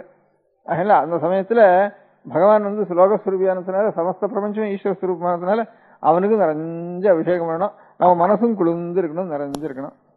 அப்படி நிறைஞ்சு தரிசனம் பண்ணணும். அப்போ அப்படிங்கிறது தான் ஆருத்ரா தரிசனம்னு இன்னைக்கு பேரு. இன்னைக்கு சமங்குடி சீனு சொன்ன ஸ்லோகம் கூட கடைசியில சுவாமி அப்படியே இந்த அவர் நர்த்தனம் பண்றாரு. அவர் பாட்டுக்கும் அந்த நர்த்தனம் நமக்கு என்ன தெரியுது, அவர் காலை தூக்கின்னு நர்த்தனம் பண்றத பார்த்தோம்னா அது ஒண்ணுதான் நமக்கு கத்தின்னு தெரியுது. அந்த இடது அந்த ஒரு சரணம் இருக்கே, குஞ்சித சரணம்னு குஞ்சித பாதம்னு பேர் இருக்கு. குஞ்சிதம்னா கொஞ்சம் வளைச்ச கால்னு அர்த்தம். அந்த இதுக்கு கால் எப்படி இருக்கும், இப்படி வளைச்ச கால்னு அர்த்தம். அதுக்கு அந்த மாதிரி இருக்க முடியாதுன்னா குஞ்சிதம்னா கொஞ்சம் வளைச்ச சரணம். அது ஒண்ணுதான்ப்பா நமக்கு கத்தி அப்படிங்கிறது அதுல இருந்து நாம தெரிஞ்சுக்க வேண்டியிருக்கு பகவான் நர்த்தனம் பண்றதுனால. அப்பேற்பட்ட இன்னைக்கு காலமே ஆருத்ராசனம் அவருக்கு ஞாபகம் என்னவோ தெரியல, அதனால அந்த ஸ்லோகம் அவர் சொல்லிட்டார். அப்புறம் கேலத்தி பிரம்மாண்டன்னா ஆடுறாருன்னு அர்த்தம். அந்த நான் தான் சர்வம், பிரபஞ்சம் முழுக்க நான் தான் அப்படின்னுட்டு நான் எல்லாம் இருக்கிறப்ப வேற என்ன விளையாட்டு தவிர வேற என்ன இருக்கு அப்படின்ட்டு அப்படி நர்த்தனம் பண்றாரு அவர். அப்படின்னு பிரம்மாண்டத்துல வேற ஒன்னும் பிரபஞ்சமே ஒன்றும் கிடையாது, விளையாட்டு தவிர ஒன்றும் கிடையாது. ரெண்டாவது வஸ்து இல்லைன்னா விளையாட்டு தான் அப்படின்னு கேலதி பிரம்மாண்டன்னு இந்த ரெண்டு ஸ்லோகத்தை, ஒரு கீர்த்தனத்தையும் ஒரு ஸ்லோகத்தையும் சொன்னார் அவர். அதாவது பூர்ணிமிக்கே ராகான்னு ஒரு பேரு. இந்த நட்சத்திரத்துக்கு ஆர்திராங்கிற மாதிரி பூர்ணமிக்கு ராகான்னு பேரு. ஆர்திரான்னு கேட்டிருப்பேன், அதுக்கு அர்த்தம் சில பேருக்கு தெரியும், சில பேருக்கு தெரிஞ்சிருக்காது. ராகான்னு கேட்டே இருக்க மாட்டேன், ரொம்ப குறைச்சலாதான் கேட்டிருப்பேன். ராகான்னா பூர்ணமிக்கு பேரு. இந்த ராகாங்கிறது காஞ்சியில அம்பாள் காமாட்சி அம்பாளை பத்தி மூக்கர் எழுதியிருக்கிற 500 ஸ்லோகத்துல ஸ்துதி சதகம்னு ஒரு சதகம், ஒரு 100, அதுல ராகான்னு ஒரு பதம் வந்திருக்கு. அந்த ஸ்லோகம் ஒன்று சொல்றேன். ஒரு ஆச்சாரியால் படி சவுந்தரில் சொல்லி அதுலயும் ஒரு ராகான்னு ஒரு வார்த்தை வந்திருக்கு, அதையும் பூர்ணமேன்னு அர்த்தம். இந்த 2 ஸ்லோகத்தையும் சொல்றேன். இன்னைக்கு தீவரண ஆரம்பிக்கிறதுக்குள்ள இந்த 2 ஸ்லோகத்தையும் சொல்லிடுறேன். மூகபஞ்சத்தில் இருக்கிறது ராகான்னே ஆரம்ப ஸ்லோகத்துக்கு. ராகா சந்திர சமான காந்தி வதனா ನಾಕಾಧಿರಾಜಸ್ತುತ ಮೂಕಾನಾಮಪಿ ಕುರ್ವತಿ ಸುರಸಿನಿ ನೀಕಾಶವಾಗ್ವೈಭವಂ ಶ್ರೀಕಾಂಚೀನಗರೀ ವಿಹಾರರಸಿಕ ಶೋಕಾಪಹಂತ್ರಿ ಸತಾಂ ಏಕಾ ಪುಣ್ಯಪರಂಪರಾ ವಿಜಯತೆ ಏಕಾ ಪುಣ್ಯಪರಂಪರಾ ವಿಜಯತೆ ಪಶುಪತೆ ಆಕಾರಿಣಿ ರಾಜತೆ அப்ப முதல்ல தப்பு. ஏகா புண்ணிய பரம்பரா பசுபதே ஆகாரணி ராஜத்தை. இதுல ராகாச்சந்திர சமான காந்தி வதனான்னு ராகாங்கிற பதம் இருக்கு, ஏகாம்பரேஸ்வரர் பேர் இருக்கு, ஸ்ரீ காஞ்சிங்கிற பேர் இருக்கு, மூக்கனுடைய பேர் இருக்கு. எது சொல்றோமோ அவ்வளவும் ஒரு ஸ்லோகத்துக்குள்ள வந்துட்டு. ராகாச்சந்திர சந்திரன் பூர்ணச்சந்திரன் அர்த்தம். ராகாச்சந்திரன் ராகாச்சந்திர சமான காந்தி, சமான காந்தியுடைய வதனம்னா முகம். ராகாச்சந்திர சமான காந்தி வதனா நாகாதிராஜஸ்துதா. நாகாங்கிறதா ஒரு அதிகமான பதம். நாகான்னா சொர்க்கம் அர்த்தம். சொர்க்கத்தில் இருக்க முடியாத தேவதைகளை கொண்டு இங்க அம்பாளுடைய அனுகிரகத்தை தான் எதிர்பார்த்துட்டு இருக்கா. நாகாதிராஜஸ்துதா மூகானாமபி குர்வதி சுரசுனி நீகாசவாக்வைபவம். சுரசுனா கங்கை. கங்கையினுடைய ஒரு பிரவாகம் எவ்வளவு சீதளமாயும் எவ்வளவு வேகமாயும் பாவனமாயும் இருக்கோ அப்படி மூக்கருடைய வாக்கிலேருந்து ஒரு முடியாத கங்கா பிரவாகம் போல் இருக்கு அந்த வாக்கினுடைய பிரவாகம். மூக்கானாமபி குர்வதி. அநேக மூக்கர்களுக்கு இந்த மாதிரி அனுகிரகம் பண்ணியிருக்கேன். சுரசுனி வாக்கா நீகாசவாக்வைபவம் ஸ்ரீ காஞ்சி நகரி விஹார ரசிகா சோகாபஹந்திரி சதாம் நிருணாம். நம்ம மனசுல தானே துக்கம் சோகம் இருந்தானா தட்சணத்துல நிவர்த்தி ஆயிடுறது அம்பாளுடைய கிருபையினால. ஏகா புண்ணிய பரம்பரா பசுபதே ஆகாரிணி ராஜதே. பரமேஸ்வரனுடைய புண்ணியங்கள்லாம் சேர்ந்து ஒரு உருவம் எடுக்கணுமானா நீதான் சாட்சாத் பரதேவதை. ஏகா ஒரே உருவம். புண்ணிய பரம்பரா ஏகா புண்ணிய பரம்பரா பசுபதே ஆகாரிணி ராஜதே. இதுல ராகான் இருக்கு. ராகாச்சந்திர சமான காந்திவதனா நாகாதிராஜஸ்துதா மூகானாமபி குர்வதி சுரசினி நீகாசவாக்வைபவம் ஸ்ரீ காஞ்சி நகரி விஹாரரசிகா சோகாபஹந்திரி சதாம் ஏகா புண்ணிய பரம்பரா பசுபதே ஆகாரிணி ராஜதே. இது ராகாங்கிற பதம் இங்க பிரயோகமாயிருக்கு. அதே சௌந்தர்யலஹரியில லலாட்டம் லாவண்ய திதி விமலம் அபாதி தவயத் திதீயம் தன்மன்யே முகுடகட்டிதம் சந்திரசகலம் விபர்யாசன்யாசாத் உபயமபி சம்பூய சமிதः சுதாலேபஸ்யூதிः பரிணமதி ராகாஹிமகரஹ. ராகாஹிமகரஹன்னு இந்த ஆர்தரசனத்துக்கு கூட சேர்த்து சொல்ற மாதிரி இருக்கு. அதை பார்த்தோம்னா அம்பாளுடைய முகத்தை சொன்னா ராகாஹிமகரன்னா ஹிமகரன்னா ஹிமம்னா பனி, கரன்னா பனியை பண்றவன் அர்த்தம். பனியை பண்றவனா சந்திரன் எவ்வளவு சீதள உஷ்ணகாலமா இருந்தாலும் சந்திரன் பார்த்த உடனே பனி மாதிரி பனியை கண்டா எவ்வளவு நமக்கு சீதளம் இருக்கும் அந்த மாதிரி மனசு குளிர்ந்து போயிடுறதுங்கிறதுக்காக ஹிமகரன்னே சந்திரனுக்கு பேரு. அந்த ஹிமங்கிற பதத்தையும் சொல்லி பனிங்கிற வார்த்தையை சொல்ல முடியாத பதத்தை சந்திரனுக்கு பிரயோகம் பண்ணியிருக்காளுங்க ஆச்சாரியா. ராகா ஹிமகரஹா ராகா பூர்ணச்சந்திரன், பூர்ணமான சந்திரன், பனியை போல சீதளமா இருக்க முடியாத கிரணங்களுடைய ராகாச்சந்திரன் பூர்ணச்சந்திரன் பரிணமிச்சு ராகாஹிமகரஹான்னு அம்பாளுடைய முகத்தை சொல்ற காலத்துல இந்த அம்பாளுடைய நெத்தி இப்படி பார்த்தோன்னா இது ஒரு பாதி சந்திரனா இருக்கு, இன்னொரு பாதி சந்திரனை சேர்த்துட்டா பூர்ணச்சந்திரன் ஆயிடுறது. இந்த சந்திரனையே அப்படின்னுட்டு இந்த ரெண்டையும் சேர்த்து வச்சு வேணா பூர்ணமான ஒரு ராகாஹிமகரன் ஆயிடுறதுன்ட்டு நெத்தியை பத்தி லலாட்டம் லாவண்ய திதி விமலம் ஆபாவி தவயது திதீயம் தன்மன்யே முகுடகட்டிதம் சந்திரசகலம். நெத்தி இப்படி இருக்கு. ஈஸ்வரனுடைய சின்னமும் அம்பாளுக்கு இருக்கு. அம்பாளுக்கும் சந்திரகலை உண்டு, சந்திரகலாதாரணி அம்பாள். மேல சந்திரகலை இப்படி இருக்கு, நெத்தி இப்படி இருக்கு. பூர்ணிமை ஆக வேண்டியது எப்போன்னு கேட்டா இதையும் இப்படி திருப்பி வச்சு அதையும் இப்படி திருப்பி வச்சா பூர்ணமான சந்திரகலை ஆயிடுறது. இந்த பாதிய இப்படி ஒண்ணு தூக்கிட்டு பார்த்துட்டு இருக்கு, இப்படி ஒண்ணு தூக்கி பார்த்துட்டு இருக்கு. சந்திரகலையும் இதுவும் ரெண்டையும் மாத்திரம் கொஞ்சம் சேர்த்து வச்சு பார்த்துட்டு போனா பூர்ணமான முகம் எப்படி இருக்கும் அந்த மாதிரி பரிபூர்ணமான சந்திரமண்டலம் போல சட்டாத் பிரகாஷ்றது இந்த லலாட்டம்ங்கிறது. லலாட்டம் லாவண்ய திதி விமலம் ஆபாதி தவய த்விதீயம் தன்மன்யே முகுடகட்டிதம் சந்திரசகலம். இது ஒரு சந்திரசகலம், இது ஒரு சந்திரசகலம். விபர்யாசன்யாசா விபர்யாசனே இன்னொரு 4 மணி நேரம் வரைக்கும். அதனால எல்லாரும் பார்க்கறது உபன்யாசம் பண்றதெல்லாம் இன்னும் 4 நாள் கழிச்சு ஆகட்டும்ட்டு. இன்னைக்கு பூஜை கூட சாயங்கிரமம் பூஜை கூட மத்தியானம் ஆயிட்டுது. அதனால எல்லாம் இன்னொரு 4-5 நாள் கழிச்சு எல்லாரும் தரிசனத்துக்கு வருவாள், உபன்யாசத்துக்கு வருவாள். 4-5 நாள் கழிச்சு வரலாம். மத்தியானம் ஆயிட்டு இன்னைக்கு. எப்படி இருந்தாலும் தாயார் வீடு பெரிய யஜ்யம் நடக்கிறது, எல்லா தேவதைகளும் வரா, நான் போயிட்டு வரேன்னு அம்பாள் புறப்பட்டா. நீ போனா அவனுக்கு ஒரு அவமதி ஏற்படும், அதுல அவனுக்கு பக்தி குறைவா இருக்கு, அதனால போக வேண்டாம்னு சொல்லி, இருந்தாலும் பிறந்ததுக்கு நான் போயிட்டு பார்த்துட்டு வரேனே அப்படின்னு அம்பாள் ஈஸ்வரன் இடத்துல. சரி அப்படியானா போயிட்டு வா அப்படின்னா, ஈஸ்வரனே அங்க ரொம்ப ஈஸ்வரனை கூப்பிடல. ரெண்டாவது ஈஸ்வரனை நிந்திச்சுண்டு சிசுபாலன் வந்து கிருஷ்ணன் நிந்திச்ச மாதிரி பரமேஸ்வரனை நிந்திச்சுண்டு இத்தர தேவதைகள்லாம் இருந்துட்டு இடத்துல இந்த தட்சங்கிறவர் ஒரு பெரிய ஒரு பிரஜைகளுக்கெல்லாம் பத்தின்னு பேரு உலகத்துல வருஷ பிரஜாபத்தின்னு. அவர் வந்து ஈஸ்வரனை நிந்திச்சதை கேட்டவுடனே, சரி நம்முடைய பர்த்தாவை நிந்திக்க முடியாத வார்த்தையை கேட்ட இந்த காது இந்த சரீரம் இனிமே இருக்க வேண்டாம்னு உடனே அக்னியில பிரவேசம் பண்ணிவிட்டா. உடனே மகாவிஷ்ணு இந்த சக்கரத்தை எடுத்து சக்கராயுதத்தை எடுத்து அதை தாங்கி அப்படியே சுத்தினா அநேக இடங்கள்ல அம்பாளுடைய சரீரமானது போய் விழுந்தது.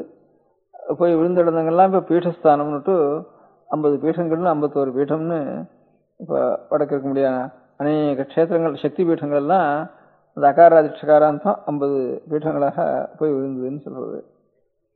அதனால அதுக்கப்புறமே அந்த தேஜஸ் பரம சீத்தலமா இருக்க முடியாது, அக்னியெல்லாம் பிரவேசம் பண்ணினா.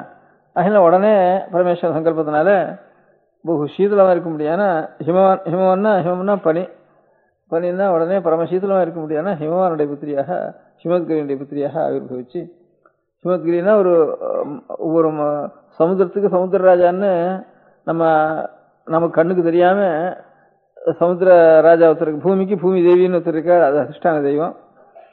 அது வெறும் மண்ணு கல்லுன்னு நினைச்சுட்டு இருக்கோம். அதெல்லாம் மண்ணு கல்லும், மண்ணு கல்லோ காத்தோ தண்ணியோ எல்லாத்துக்கும் ஒரு அறிவு இருக்கு. அதனால அந்த அறிவு இப்ப நம்ம உடம்ப தொடுறோம். இப்ப உடம்ப தொட்டா ஏதோ ஒரு கொசு வந்து உட்காருது, அது என்ன நினைக்கும், அந்த உடம்ப பார்த்தோம்னா ஏதோ நமக்கு ஆகாரம் கிடைக்கிற ஒரு ரத்த மாம்சம் இருக்கிற இடம்னு அது நினைச்சுட்டு இருக்கோம். இன்னும் ஏதோ வயசுல இருக்க முடியாத புழுக்கள் எத்தனையோ இருக்கு. இவ்வளவு உடம்புக்கும் 2 உடம்புக்கும் அறிவுறம் தன்னதுன்னு நினைச்சுட்டு இருக்கிறோம். ஒருத்தன் இருக்கான்னு அதுக்கு தெரியுமா, உள்ள இருக்க நாகப்பூச்சிக்கும் புழுவுக்கும். அதனால அந்த மாம்சம் ரத்தம் அந்த ஆபாசங்கள் மலம் இதைதான் பார்த்துட்டு இருக்கோம். இதெல்லாம் ஜடமான வஸ்து தான் அதுன்னு நினைச்சுட்டு இருக்கோம்.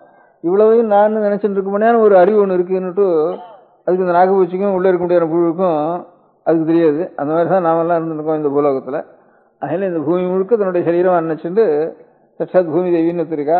வருணன்னு ஜலத்தெல்லாம் தன்னுடைய சரீரமா நினைச்சுட்டு வருணன் ஒருத்தர் இருக்கான். அவனுக்கு எங்க அபசாரம் ஜலத்துல பண்ணினாலும் அவனுக்கு போய் தெரியும். அது நமக்கு எங்க ஒரு உள்ள இருந்து ஒரு புழு நம்ம இங்க வெட்டினாலும் சரி, ஒரு கடி கடிச்சாலும் சரி, நமக்கு தெரியற மாதிரி ஜலம் இருக்கிற இடத்தெல்லாம் தன்னுடைய சரீரமா நினைச்சுட்டு அதுல எந்த அபசாரம் நடந்தாலும் வருணனுக்கு தெரியும். அது இது உபசாரம் நடந்தாலும் தெரியும், அவனுக்கு அபசாரம் நடந்தாலும் தெரியும். அது பிரகாரம் அனுகிரகம் பண்ணுவார். அதான் சமுத்திரராஜா இன்னும் எனக்கு வழி விடுறியா இல்லையான்னு உடனே ராமர் வந்து உடனே தனுஷ் எடுத்துட்டு கோபத்தை எடுத்துட்டு வரான்னா உடனே சமுத்திரராஜா இங்க இருந்து எடுத்துன்னு வந்து நமஸ்காரம் பண்ணினாருன்னு சொல்றது ராமாயணத்தை சொல்றதெல்லாம் அந்த சமுத்திரத்துக்கு அதிஷ்டான தெய்வம் ஒண்ணும். அப்பேற்பட்ட மகாசக்தி உள்ளவாள், தபஸ் உள்ளவாள், ஈஸ்வர அவதார புருஷா எல்லாரும் பிரார்த்திச்சாலாம் உடனே ரூபத்தோட வந்து அனுகிரகம் பிரார்த்திச்சாள் அந்த காலத்துல. அந்த மாதிரி ஹிமவான் சொன்னா ஹிமத் பர்வதத்துக்கு அநேக புண்ணிய பர்வத்தங்கள் இருக்கு. ஒவ்வொரு பர்வதத்துக்கு அதிஷ்டான தெய்வம் ஒன்று இருக்கு. அதுதான் ஹிமத்கிரின்னு பேரு. அந்த ஹிமத் புத்திரி பார்வதினு, பர்வதத்தினுடைய புத்திரி பார்வதினு, அதனாலதான் பேர் அம்பாளுக்கு. அதனாலதான் பனி மறையா இருக்க முடியாத பர்வதத்தினுடைய புத்திரியாக அம்பாள் அவதாரம் பண்ணினாள்.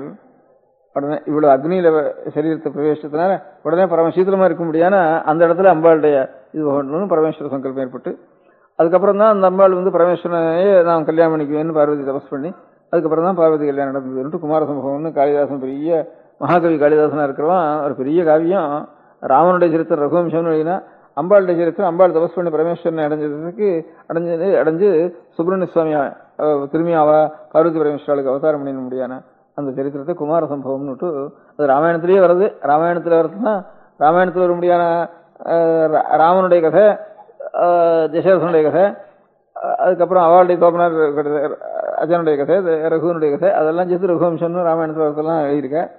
இதுல இதே மாதிரி அந்த ராமாயணத்திலேயே வருது. சாட்சாத் பார்வதி பரமேஸ்வரருக்கு வந்து சுப்பிரமணிய சுவாமி அவதாரம் பண்ணினது ஸ்கந்தோத்பத்தின்னு ராமாயணத்திலேயே வருது. அதுவும் ராமாயணத்திலையும் வருது, ஸ்காந்தத்திலையும் வருது, 2 இடத்துலையும் வருது. அந்த 2 இடத்துலையும் இருக்கிறத எடுத்து அவர் ரகுவம்ச மகாகவி காளிதாசன் குமார சம்பவம்னுட்டு எழுதியிருக்கார்.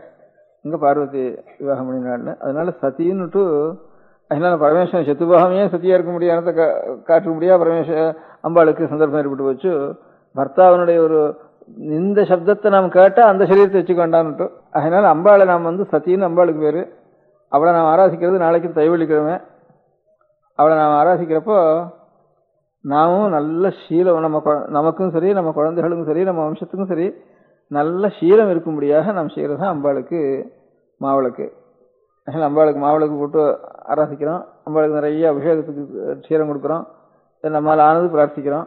அது எல்லாத்தையும் காட்டிலும் பெருசு நம்ம வம்சங்கள்லாம் சீலத்தோடு இருக்கணும் அப்படிங்கிறத நாம் ரட்சிக்க வேண்டியது முக்கியமான காரியம். தரித்திரம் இருந்தாலும் இருக்கட்டும், கஷ்டம் இருந்தாலும் இருக்கட்டும், பாக்கி மானக்குறவு வந்தாலும் வரட்டும், நம்முடைய சீலமானது பெருசு.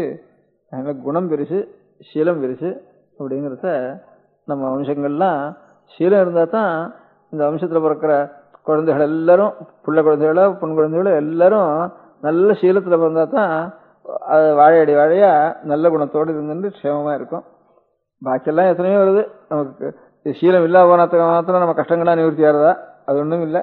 தரித்திரங்கிறதோ கஷ்டங்கிறதோ மானங்கிறதோ அவமானங்கிறதோ அது எல்லாத்துலேயும் இருக்குது. நம்ம சீலத்தை வச்சுக்கிறது அது இவ்வளவு இருந்தாலும் அது சாந்தத்தை கொடுக்கும். அதுதான் நமக்கு எப்போவும் நம்ம ரட்சிக்கக்கூடியது அந்த சீலங்கிறது. அதனால் நாளைக்கு சிவங்களில் நிறைய தைவள்ளி கல்யாணத்தினால இங்கேயும் தரிசனத்துக்கு வருவா. ஒரு பக்தியும் இருக்குது அம்பாளத்தில். அதனால எல்லாரும் வருவா.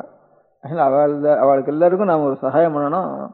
ஒரு கடிதம் ஒன்று எழுதி பிரசாதம் கொடுக்குறதோட நம்ம ஆற்றுல நம்ம குழந்தைகள் ஒருத்தரும் நாமோ நம்ம குழந்தைகளோ ஒருத்தரும் இங்கே வரவாளாவது, இங்கே நாளைக்கு இன்னைக்கு வரவாளாவது சினிமாவுக்கு போக வேண்டாம் அப்படின்னு ஒன்று எழுதி அச்சு போட்டு அவளுக்கு கொடுத்துடணும் கையில். அது ஒன்று தான் சீலத்தை ரட்சிக்கக்கூடியது. முதல்ல ரட்சிக்கக்கூடியது அதுதான் நம்ம சீலத்தை ரட்சிக்கக்கூடியது.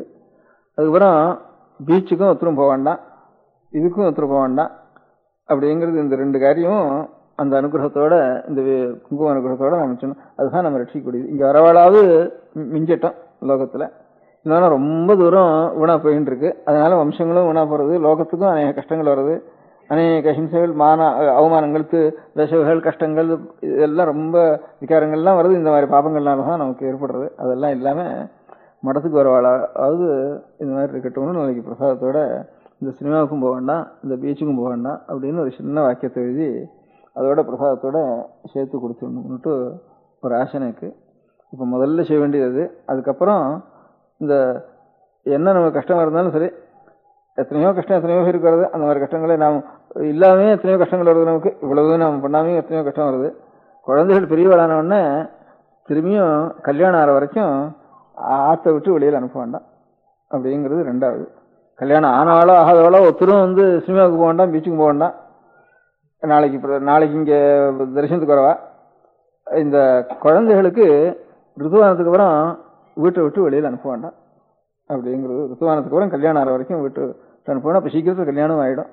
அந்த மாதிரி அதனால் அந்த மாதிரி இந்த 3 வார்த்தையும் எழுதி ஒரு அச்சு போட்டு நாளைக்கு குங்குமம் பிரசாதம் கொடுக்கறதோட சேர்த்து ஒவ்வொருத்தருக்கும் சின்னதாக தனியாக அச்சு போட்டு, இது ப்ரைவேட்டுன்னு மேலே போட்டுறது, பப்ளிக் இல்லைன்னு ப்ரைவேட்டுன்னு போட்டுறது அப்படின்னு போட்டு. ஏன்னா நமக்குள்ள நம்ம சிஷ்யாளுக்கு நாம் செய்கிற காரியம் அது, லோகத்துக்கு ஒன்றும் சம்மந்தம் இல்லை அப்படிங்கிற மாதிரி எழுதி பரவாயில்லைக்கெல்லாம் எல்லாருக்கும் கையில் ஒன்று கொடுத்துடணும்னு அபிப்பிராயம். நம பார்வதி பதையே.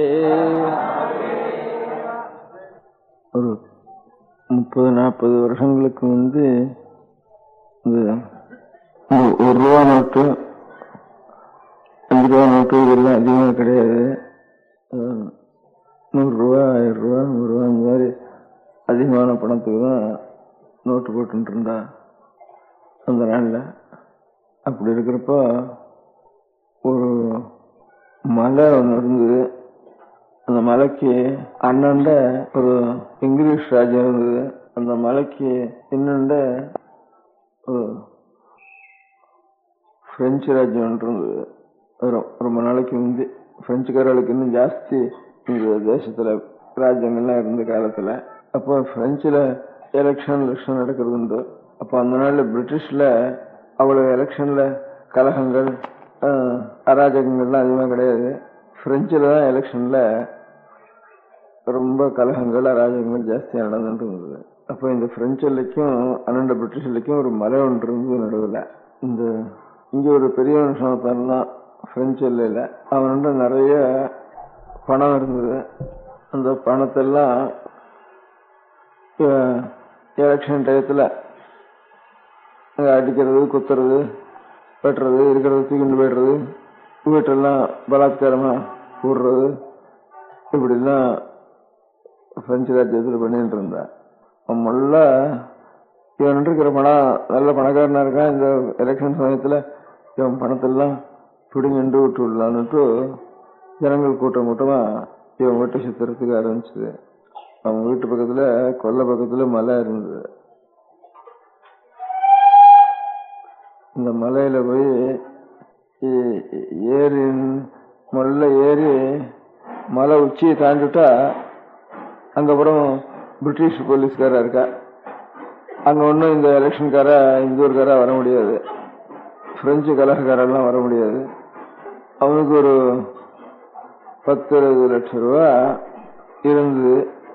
அவன் என்ன பண்ணினா, இந்த பிரெஞ்சு நோட்டு அதிகமாக இங்கெல்லாம் செலவணி ஆகாதுன்னுட்டு எல்லாம் நிறைய இரும்பு பொட்டிகளை 30-40 இரும்பு பொட்டிகள் தயார் பண்ணி அதில் தங்க நாணயமாயும் வெள்ளி நாணயமாயும் ரூபாயும் பவுனாயும் அரை பவுனாயும் இப்படிலாம் நிறைய ஒரு 10-15 லட்சம் ரூபாய்க்கு பண்ணி வச்சிருந்தான். இந்த அந்த அந்த இங்க வந்து உபயோகப்படாதுன்னுட்டு எல்லாம் பணமாவே வச்சுட்டு இருந்தான்.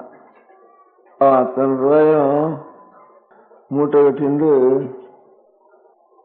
முல்ல இந்த மலையினுடைய உச்சிக்கு வந்து இன்னொண்ட வந்து ஒன்று மூட்டை பிரயத்தனம் பண்ணினான். அப்படி பிரயத்தனம் பண்றப்போ அதனால முடியல. இவ்வளவு பாரத்தை தூக்கிண்டு ஏறதுக்கு முடியல மலையில. அதுவும் திருட்டுத்தனமா கிடுகிடுன்னு ரொம்ப வேகமா ஏறவன் இருக்கு. அவன் அந்த எலெக்ஷன் கலாக்காரெல்லாம் கிட்ட கிட்ட வந்துட்டு இருந்தான். அவனால ஏற முடியல. சரியா இப்ப கொஞ்சம் கொஞ்சமா விட்டு சொல்லிட்டு ஏதோ ஒரு 1000 ரூபாயாவது ஒரு 4000 ரூபாவது பவனா வச்சுக்கலாம்னுட்டு அப்படி நினைச்சுட்டு வந்தான். அப்போ அந்த பிரெஞ்சு போலீஸ்காரன் தான், அவன் இங்கிலீஷ் போலீஸ்ல பெரிய அதிகாரி.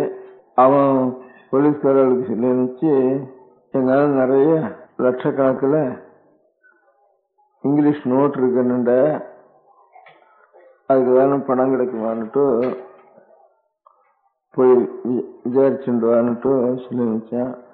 இவன் பணக்காரனாச்சுன்னுட்டு அந்த போலீஸை சேர்ந்தவன் தான் 4-5 லட்சம் ரூபாய்க்கு நோட்டுக்கு பணம் கிடைக்குமான்னு கேட்டான். அவனுக்கு ரொம்ப சந்தோஷமா போச்சு. இப்ப இவ்வளவு பணத்தையும் எடுத்துட்டு நம்ம மேல ஏற முடியாதுன்னு இல்ல, அதுக்குள்ள நம்ம ஏற முடியாது, சொத்தையும் விட்டுட்டு போயிடணும்.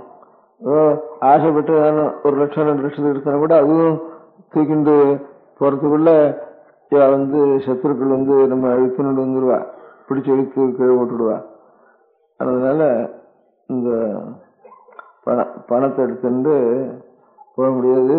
அப்ப எவ்வளவுக்கும் தன்னோட எத்தனை ரூபாய்க்கு நீ நோட்டு கொடுக்குறேன்ட்டு கேட்டா, எவ்வளவு இருந்தாலும் கொடுக்குறேன் அப்படின்னா.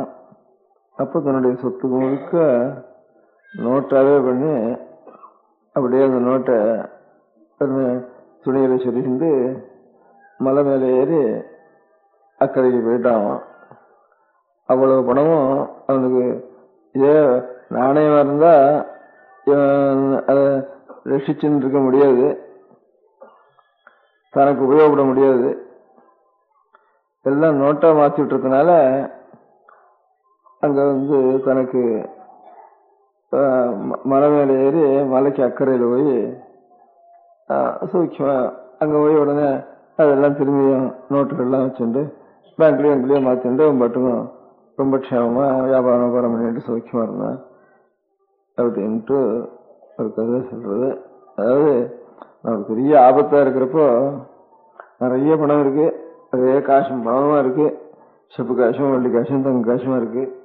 இதெல்லாம் இன்னொரு அரை மணிக்குள்ள பெரிய ஆபத்து வர போறதுன்னா இவ்வளவையும் தூக்கிட்டு போக முடியாது. அவ்வளவையும் தூக்கிட்டு போறதுக்கு எந்த மாதிரி மாற்றி தூக்கிட்டு போனா நாம் எடுத்துட்டு போகலாமோ அந்த மாதிரி மாத்துறதுக்கு நோட்டுன்னுட்டு ஒண்ணு இருக்கு. அது கிடைச்சிட்டு தானே நாம் இந்த ராஜ்யத்தை விட்டு இன்னொரு ராஜ்யத்துக்கு போறப்ப கூட அது நமக்கு உபயோகப்படும். இல்லைன்னா இந்த ராஜ்யத்திலேயே போட்டுட்டு தான் போகணும், நம்ம உயிரை மாத்திரம் காப்பாத்திட்டு உயிர் மாத்திரம் போகும் இன்னொரு ஊருக்கு, இந்த பணமெல்லாம் வராது, இந்த பணமெல்லாம் இங்கேயே விட்டுட்டு தான் போகணும். அந்த மாதிரி நம்ம எல்லாரும் இந்த பூலோக ராஜ்யத்தை விட்டுட்டு இன்னொரு ராஜ்யத்துக்கு போய்தான் ஆகணும். இன்னைக்காவது பூலோகத்தை விட்டுட்டு ஒவ்வொருத்தரும் போயிட்டான் இருக்கோம். நமக்கு இந்த நாளும் போயிட்டு இருக்கோம். நாமும் ஒரு நாளைக்கு போறதுக்கு தான் பார்த்துட்டு இருக்கோம். போறப்ப இங்க இருக்கிறதெல்லாம் அப்படியே விட்டுட்டு போயிடுறோம். ஒன்னும் எடுத்துட்டு போக முடியல. அப்படி இல்லாம எல்லாத்தையும் எடுத்துட்டே போக முடிய ஒரு நோட்டா ஒண்ணு மாத்தணும்னுட்டு சாஸ்திரத்துல சொல்லியிருக்கு. அந்த நோட்டு தான் தர்மம்னு பேரு. அதனால இவ்வளவு பணத்தையும் தர்மமா பண்ணி வச்சுட்டா தர்மங்கிறது பின்னோடையே வரும். அதனால எங்க போனாலும் விடாது. நம்ம தர்மம் பண்ணாத பணமா மாத்திரம் வச்சிருந்தோம்னாக்கா பணமும் சுகமும் இங்க இருக்கிற போகமும் சுகமும் இப்படியே பண்ணி வச்சுட்டு இருந்தோம்னாக்கா இந்த போகமும் சுகமும் இன்னும் பாவமா தான் மாறும். பாவத்தை தூக்கின்னு போனோம்ப்பா. பாக்கி இருக்கிற பணத்தை பணம் அப்படியே வச்சுடணும். ஏதோ காமமோ சுகமோ போகமோ இதெல்லாம் அனுபவிச்சோம்னா அவ்வளவு பாவ நோட்டா கையில இருக்கும். அதனால புண்ணிய நோட்டா இருக்காது. பாக்கி பணம் இருந்தானா அது அப்படியே இருக்கும். அது புண்ணிய நோட்டும் இல்லை பாவ நோட்டும் இல்லை, அப்படியே கிடக்கும். அது நாம் எடுத்துன்னு போக முடியாது. அதனால நாம் எப்படி இருந்தாலும் நாம் நிச்சயமா அந்த தேதியில போய் ஆகணும். ஏதோ ஒரு தேதியில அப்ப போறப்போ நம்ம இருக்கிறதெல்லாம் பணத்தை மாத்திரம் இல்லை, உடல் இருக்க முடியாத சரீரத்தில் இருக்க முடியாத ஒரு சக்தி, வாயில் இருக்க முடியாத நாக்கில் இருக்க முடியாத ஒரு சக்தி, எல்லாத்தையும் தர்ம நோட்டா மாற்றிடணும். எத்தனைக்கு எத்தனை நாக்கு பொருத்தியாருக்கு நல்ல உபகாரமான ஒரு வார்த்தையும் அவனுக்கு நல்ல புத்திமதியும் பொருத்தியார் நன்மைப்பட முடியாத ஒரு வார்த்தைகளும் பகவானுடைய ஒரு நாமத்தையும் நாம் சொல்லி சொல்லி சொல்லி இவன் வம்பு பேசிட்டு இருந்தோம்னா அதுவும் ஒரு நிமிஷம் அது கடன் நோட்டா மாறும் அதுல இருந்து. அதனால இப்ப நமக்கு இருக்க முடியாத வாய்க்கு இருக்கிற நாக்குக்கு இருக்கிற சக்தி, உடம்பு இருக்கிற சக்தி, உடம்பு இருக்கிற சக்தினா எவ்வளவோ உபகாரம் பண்ணலாம், எவ்வளவோ ஸ்திரமான காரியம் செய்யலாம். அதனால உடல் பொருள் ஆவின்னுட்டு அது வாக்கும் கூட சேரணும். இல்லை மனோவாக்காயம்னுட்டு இவ்வளவையும் நோட்டா மாத்தி கையில வச்சுட்டு போனா, இடுப்புல சொல்லிட்டு போனா, அதனால இந்த உடல் போனா கூட அங்க போய் ஏதோ ஒண்ணு போறத இதை விட்டுட்டோம், அது போறதுனுடைய இடுப்புல இவ்வளவு இருக்கும். அப்படியே தர்மமா இருக்கும். தர்மம் தான் எங்க நாம் போனாலும் நம்ம விடாம, தர்மம் மாத்திரம் வரும் இல்லை, அதர்மம் கூட வரும், பாவம் வரும் புண்ணியம் வரும் சேர்ந்து. அதனால பாவம் பண்ணாம இருக்கணும், அது வராம இருக்கிறதுக்கு இருக்கிற பொருள்னா பணம் மாத்திரம் இல்லை, பணமோ வாக்கு சக்தியோ சரீர சக்தியோ மனசுக்கு ஒரு சக்தி கொடுத்துருக்கு சுவாமி. இவ்வளவுக்கும் ஒரு சக்தின்னு இருக்கு. அந்த சக்தி முழுக்க நல்லாவே உருவு பண்ணி வச்சுட்டோம்னா அது நல்ல நோட்டா இருந்து பின்னோடய வரும். இல்லைனா இங்கேயே கிடக்கும். அப்படியே வச்சிருந்தோம்னா விடா போயிடும். நம்ம எடுத்துன்னு போக முடியாது. அழுதுதான் போவோம், எல்லாத்தையும் விட்டுட்டு போறோம் அழுதுண்டு போவோம். நம்ம ரெண்டு பேரும் நமக்கு ஏதாவது உனக்கு என்னென்ன பிரியம்ப்பா அப்படின்ட்டு ஒருத்தரை கேட்டா, ஒவ்வொருத்தருக்கு எனக்கு 4 சாமான் பிரியம், எனக்கு 10 சாமான் பிரியம், எனக்கு 20 சாமான் பிரியம்னுட்டு ஒவ்வொருத்தர் ஒரு பிரியமான சாமான்ல சொல்லுவா. இந்த சாமான்லாம் எத்தனைக்கு எத்தனை சாமான் எனக்கு பிரியமா இருக்கோ அத்தனை அந்த பிரியம் வைக்கிறதுங்கிறது என்ன அர்த்தம்னு கேட்டா, எத்தனை சாமான்ல இவன் பிரியம் வைக்கிறானோ அத்தனை அழுகைக்கு முளை அடிச்சாச்சுன்னு அர்த்தம். ஏன்னா ஒரு பிரியம் சாமான்னா ஒன்னும் அது நமக்கு முந்தி போயிட்டுதே நாம விழுவோம், அதுக்கு முந்தி நாம போயிட்டோம்னா சரி இதெல்லாம் விட்டுட்டு போறோமே நாம விடுவோம். அதனால எப்படி இருந்தாலும் ஒன்னும் அதுவா விடும், இல்ல நாம விடுவோம். நாம் விட்டு போக வேண்டியமான சந்தர்ப்பம் வரும், அது விட்டு போக முடியாத சந்தர்ப்பம் வரும். இல்லவனா ரெண்டுக்குள்ள ஒன்னும் 6 முந்திச்சுனாலும் சரி பிரிவு தான். ஒன்னு சேர்க்கைங்கிறப்போ ஒரு சேர்க்கணும், நாம் அதோட சேரணும்னுட்டு இது வேணும், நமக்கு வேணும்னு சேர்த்து வைக்கிறோம். அது பிரியம், இது பிரியம்னுட்டு. எனக்கு எத்தனை பிரியம்னா, எனக்கு புஸ்தகம் பிரியம், எனக்கு ஏதோ சங்கீதம் பிரியம், எனக்கு குழந்தைகள் பிரியம், எனக்கு என் சம்சாரத்தில் பிரியம், எனக்கு வீடு பிரியம், ஒரு தோட்டம் பிரியம் அப்படின்னுட்டு எனக்கு பணம் பிரியம்ட்டு ஒவ்வொருத்தருக்கும் ஒவ்வொன்றும் பிரியமா இருக்கும். எனக்கு படிப்பு பிரியம் அப்படின்னு இருக்கும். ஏன்னா பிரியம்னு சொன்னா அது என்னைக்கு இருந்தாலும் அதை விட்டுட்டு நாம் போகணும், இல்லை வேணா நம்ம விட்டுட்டு அது போகும். அது போகும், இல்லை வேணா நம்ம போகணும். போறப்ப அத்தனைக்கு எத்தனை ரொம்ப துக்கம் இருக்கு, அழுகை இருக்கு. அப்போ பிரியம் வைக்கிறதுன்னு என்ன அர்த்தம்? எத்தனை பிரியம் வச்சிருக்கோமோ அத்தனை அழுகைக்கு பெற முதல் போட்டாச்சு, விர போட்டாச்சு அர்த்தம் இருக்கு. அது பெரிய துக்கமா கடைசியில் முடியும். அதனால அதுவும் போக வேண்டாம், அதுவும் நம்ம விட்டு போக வேண்டாம், நாமும் அதை விட்டு போக வேண்டாம். நாமும் அதுவும் சேர்ந்து இருக்கிறப்பவே நமக்கு உனக்கும் ராஜினாமா பண்ணிவிட்டேன்னு சொன்னா நானா பண்ணிட்டு போனா அழுகை இல்லை. அதுவா பிச்சுட்டு போனாலும் அழுக, நம்ம இன்னொருத்தம் பிச்சு பிடிச்சு இருக்குன்னு போனாலும் அப்பவும் அழுக. ரெண்டும் இல்லாம ரெண்டும் சந்தோஷமா இருக்கிறப்ப சரி நம்ம ரெண்டு பேரும் பிரிஞ்சே இருந்துருவோம் அப்படின்னு ஒவ்வொரு சாமான இடத்துலையும் சொல்லிட்டோம்னா எந்த சாமானா இருந்தாலும் சரி ரெண்டையும் நமக்கும் அதுக்கும் இப்பவே நம்ம ராஜ்யம் பேர்ல ரெண்டு பேரும் பிரிஞ்சுடுவோம், பாகம் பண்ணிவிடுவோம். கோர்ட்டுக்கு போறதுக்கு முந்தைய நம்ம ராஜியா ஒருத்தருக்கு ஒருத்தர் சமையல் தனியா வச்சுடுவோம்னுட்டா சிரமம் இல்லைங்கிற மாதிரி எத்தனை சாமான நமக்கு பிரியம் இருக்குன்னு கணக்கு பாக்குறது. எனக்கு அது பிரியம் இது பிரியம்னுட்டு ஒன்னும் அது நம்ம விட்டுட்டு போறான்னு சரி, நம்ம யாரோக்கம் இதை விட்டுட்டு இழுத்துன்னு போனாலும் சரி, அதுக்கு முந்தைய இருக்கிறப்போ அதுக்குதான் ராகம்னு ஆசை இல்லாததுன்னு பேரு, வைராக்கியம்னு பேரு. அதனால இதுதான் பர்திருஹரின்னு ஒரு பெரிய மகான் இருந்தார். அவர் பெரிய பழைய நாள்ல இருந்த ஞானிகள்ல அவர் ஒருத்தர் பெரிய ஞானி.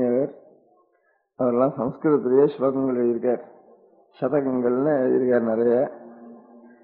அது சொல்லிருக்க எத்தனை நாள் இருந்தாலும் நமக்கு வேண்டிய ஆசையுள்ள விஷயங்கள், நாம் சந்தோஷப்பட்டு ஆசைப்பட்டு இருக்க முடியாத விஷயங்கள் அது போத்தான் போறது.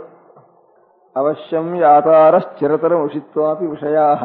இந்த விஷயங்கள் மரத்துல இருந்து மாங்காய படுக்குன்னு இழுத்தா அது கண்ணில் ஜலம் விடுறது. நல்ல பக்குவம் ஆயிட்டு தானா அப்புறம் தானா விட்டுருது, மாம்பழம் தானா விழுந்துடுறது. அப்புறம் ஜலம் வர்றதே இல்லை காம்புல. காம்புக்கும் நாமும் இந்த மாங்காயும் சேர்ந்து இருக்கணுமேன்னு காம்புக்கும் ஆசை, மாங்காய்க்கு ஆசை. இது பலாத்காரமா பிடிச்சி இழுத்தா இதுவும் அழுது அதுவும் அழுது. அந்த காம்புலையும் ஜலம் அழுது, இந்த மாங்காயிலையும் ஜலம் சொட்டுறது. அதனால நல்ல பக்குவம் ஆயிட்டு தானே அது கசப்பு பிடிப்பெல்லாம் இருக்கிற சமயம் அது நல்ல திருப்பி வந்துட்டு தானே அப்ப பக்குவம் ஆயிடும். பக்குவம் ஆயிட்டு தானே அது தானா ஒத்து பழம் தானா விழும். அப்போ அந்த காம்புலையும் ஈரம் இருக்காது, இந்த பழத்துலயும் ஈரம் இருக்காது, கஞ்சலம் சரியாது. அப்போ அதனால சந்தோஷமா இருக்கும். அப்போ பக்குவமாயிட்ட மனசு தானா விட்டுடும். அந்த மாதிரி எல்லாம் பக்குவமாயி அது அது தானா நமக்கு எத்தனை நமக்கு இஷ்டமான பதார்த்தம்னு ஒண்ணுமே கிடையாது அப்படின்ட்டு முதல்ல இப்ப ராஜினாமா பண்ணிட்டு போனா நமக்கு சிரமமே இல்லை. அதெல்லாம் இந்த ஆசையை ராஜினாமா பண்ணிட்டு தர்ம நோட்டா மாத்திக்கணும். நம்ம சரீர சக்திக்கு உடலுக்கு இருக்க முடியாத வன்மை நாவன்மை. நாவலர்னு சொல்றது அந்த அந்த நாவலர் இந்த நாவலர்னுட்டு சுப்பிரமணிய நாவலர், ஆறுமுக நாவலர், இப்படி அது சில பேருக்கு நாவலர்னு வேறு. நம்ம படிச்சவளுக்கு நாவன்மை உடையவர்கள் நாவலர், நாவில் வல்லவர்கள் நாவல்லவர், நாவல்லர், நாவலர் நாவலர்னு அதனால வச்சு அந்த மாதிரி கெட்டிக்காரா நாக்கு வன்மை உள்ள எழுதுற நாவலர் எழுதுற நூலுக்கு தான் நாவல்னு வேறு. இங்கிலீஷும் தமிழும் உறவு கொண்டாடுறது அந்த இடத்துல பார்வதிபதையே. பெரியவாசரணம்.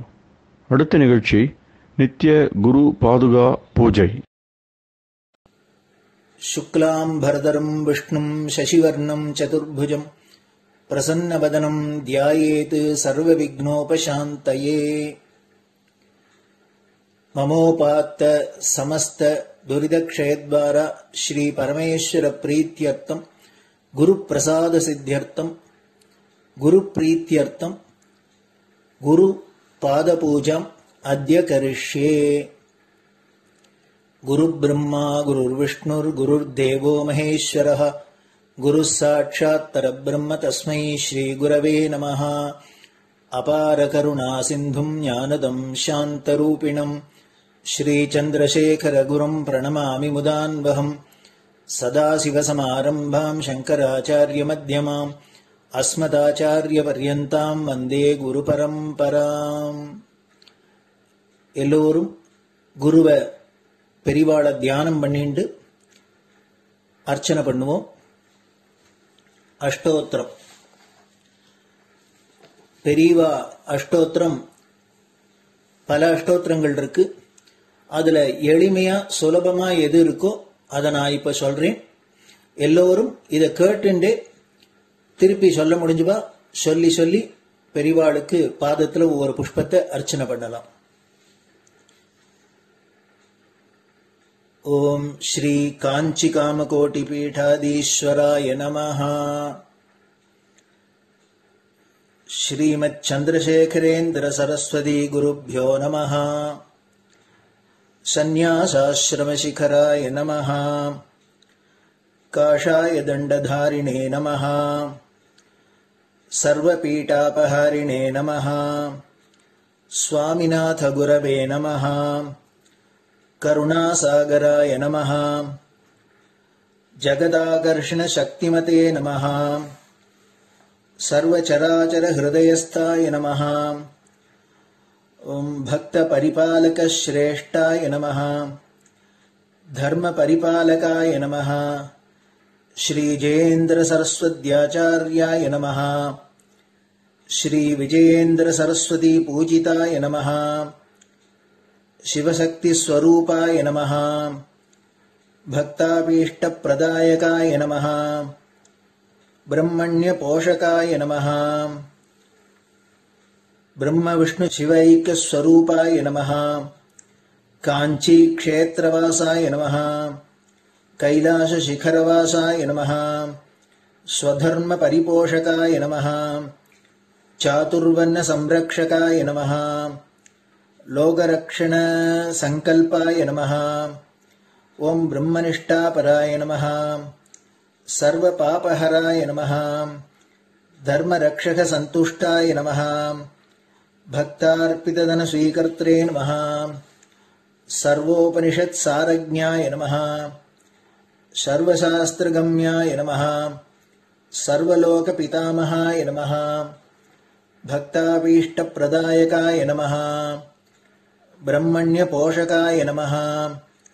नानाविध पुष्पार्चितपताय नमः. रुद्राक्ष क्रीडधारिणे नमः. भस्मोद्धूलित विग्रहाय नमः. सर्वज्ञाय नमः. सर्वचराचर व्यापकाय नमः.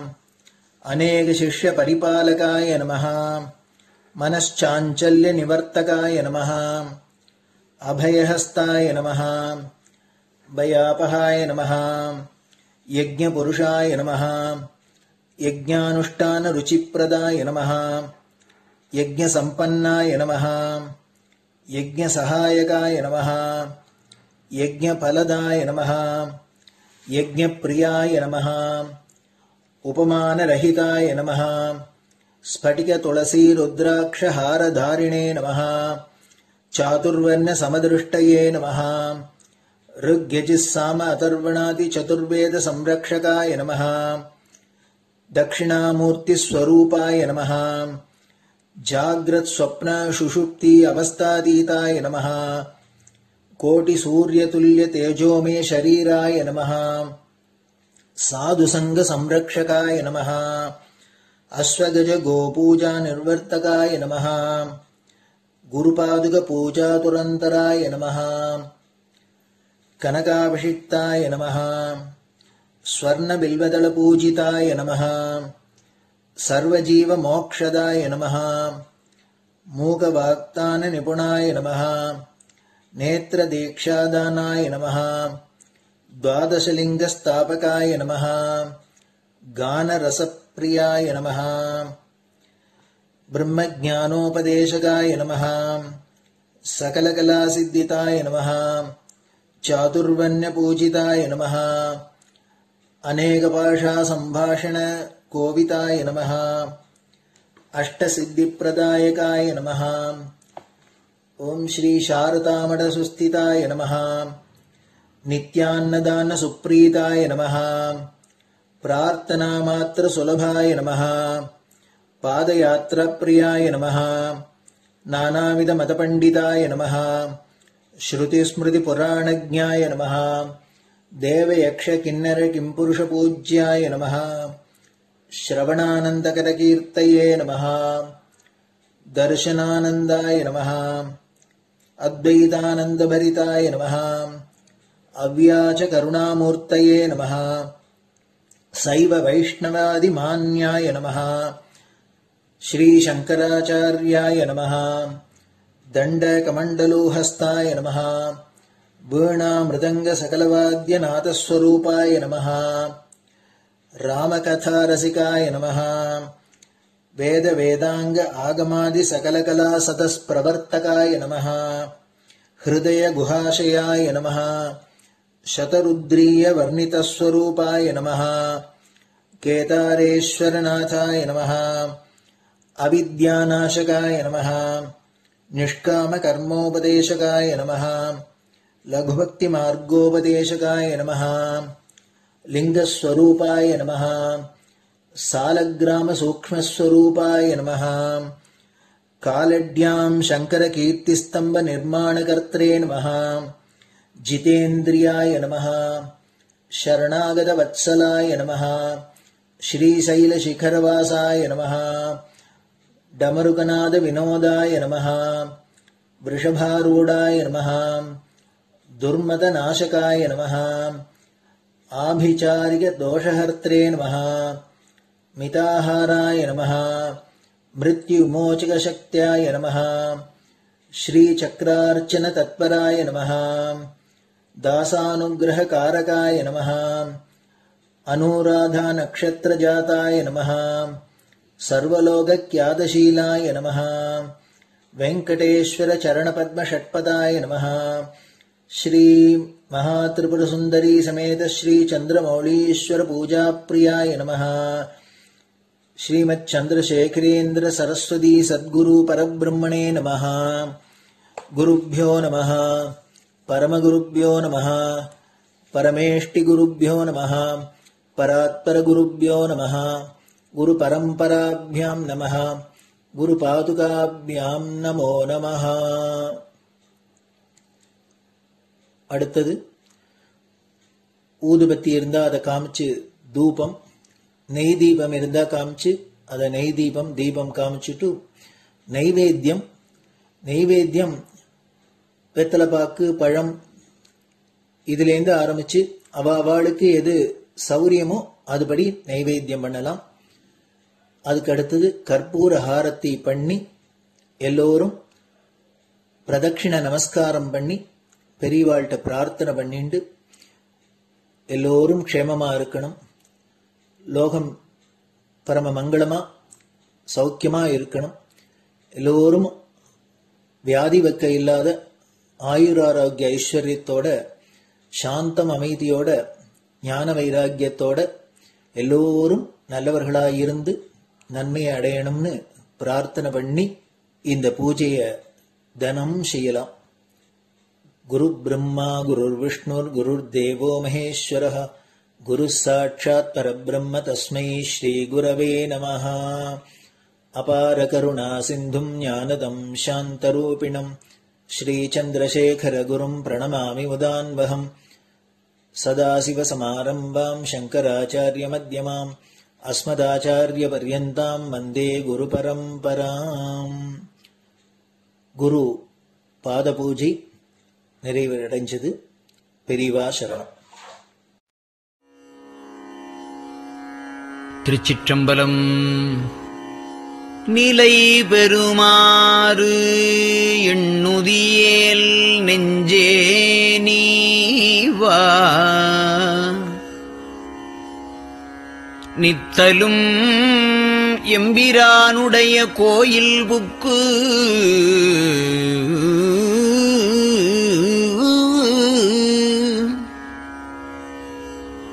புலர்வதன் முன் அலகிட்டு மெழுக்குமிட்டு பூமாலை புனைந்து ஏத்தி புகழ்ந்து பாடி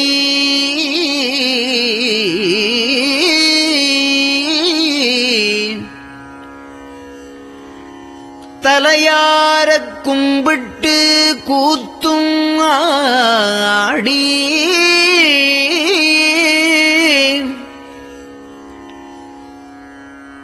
சங்கரா ஜய போற்றி போற்றி என்றும்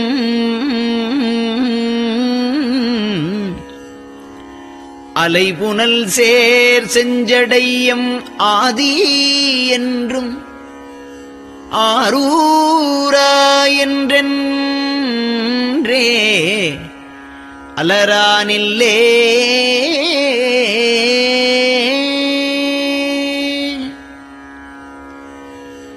தந்தது உந்தன்னை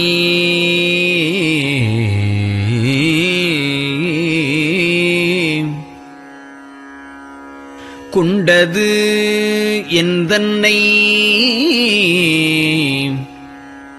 சங்கரா ஆர்கோலோ சதுரர் அந்தம் ஒன்றில்லா ஆனந்தம் பெற்றேன் யாது நீ பெற்றது ஒன்று என்பால் சிந்தையே கோயில் கொண்டயம் பெருமான் திருப்பெரும் துறையுரை சிவனே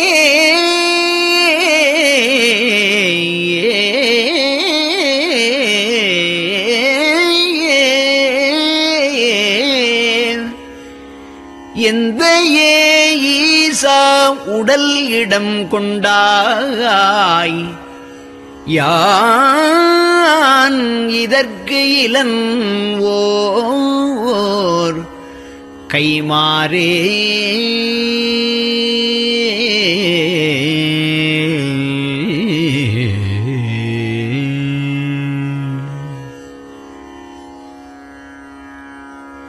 அன்னநடையார் அமுத மொழியார் அவர்கள் பயில் தில்லை தென்னன் தமிழும் இசையும் கலந்த சிற்றம்பலம் தன்னுள்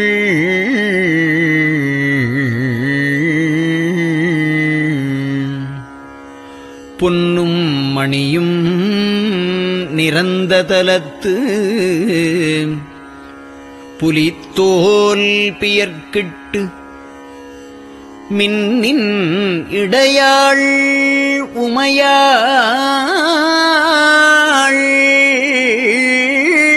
காண விகிர்தன் ஆடுமே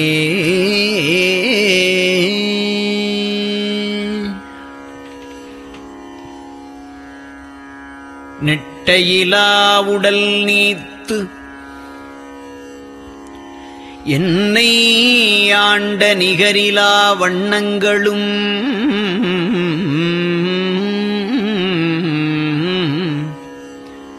சிட்டன் சிவனடியாரை சீராட்டும் திறங்களுமே சிந்தித்து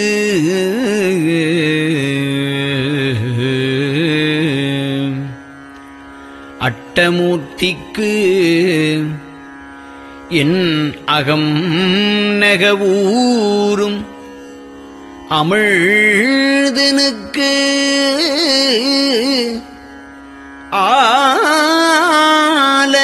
ஆலநீழற்பட்டனுக்கு என்னை தன்பாற்படுத்தானுக்கே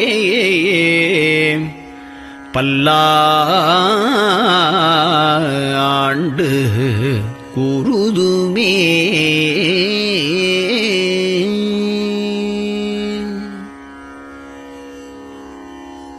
நெஞ்சம் ஈசனைக் காண்பதே விரும்பி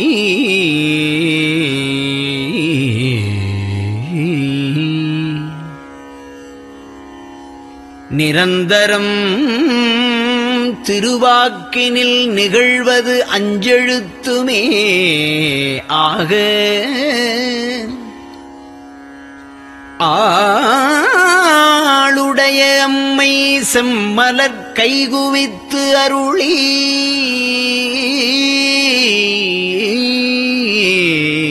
தஞ்சமாகி அரும் தவம் புரிய தரிப்பரே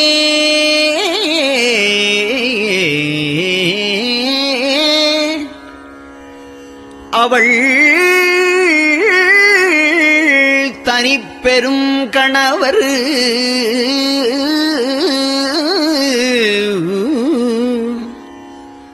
வஞ்சம் நீக்கிய மாவின் மூலத்து வந்து தோன்றினார் மலைமகள் காண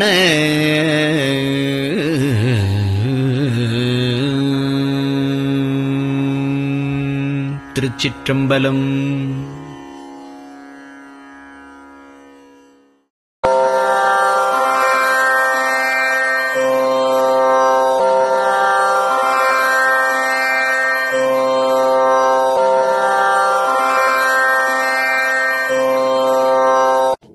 பெரியவா சரணம். பெரியவா வானொலியின் காலை நிகழ்ச்சிகள் இத்துடன் நிறைவடைகின்றன. எமது அடுத்த ஒளிபரப்பு இன்று மாலை இந்திய நேரப்படி 6 மணிக்கு துவங்கும். பெரியவா சரணம்.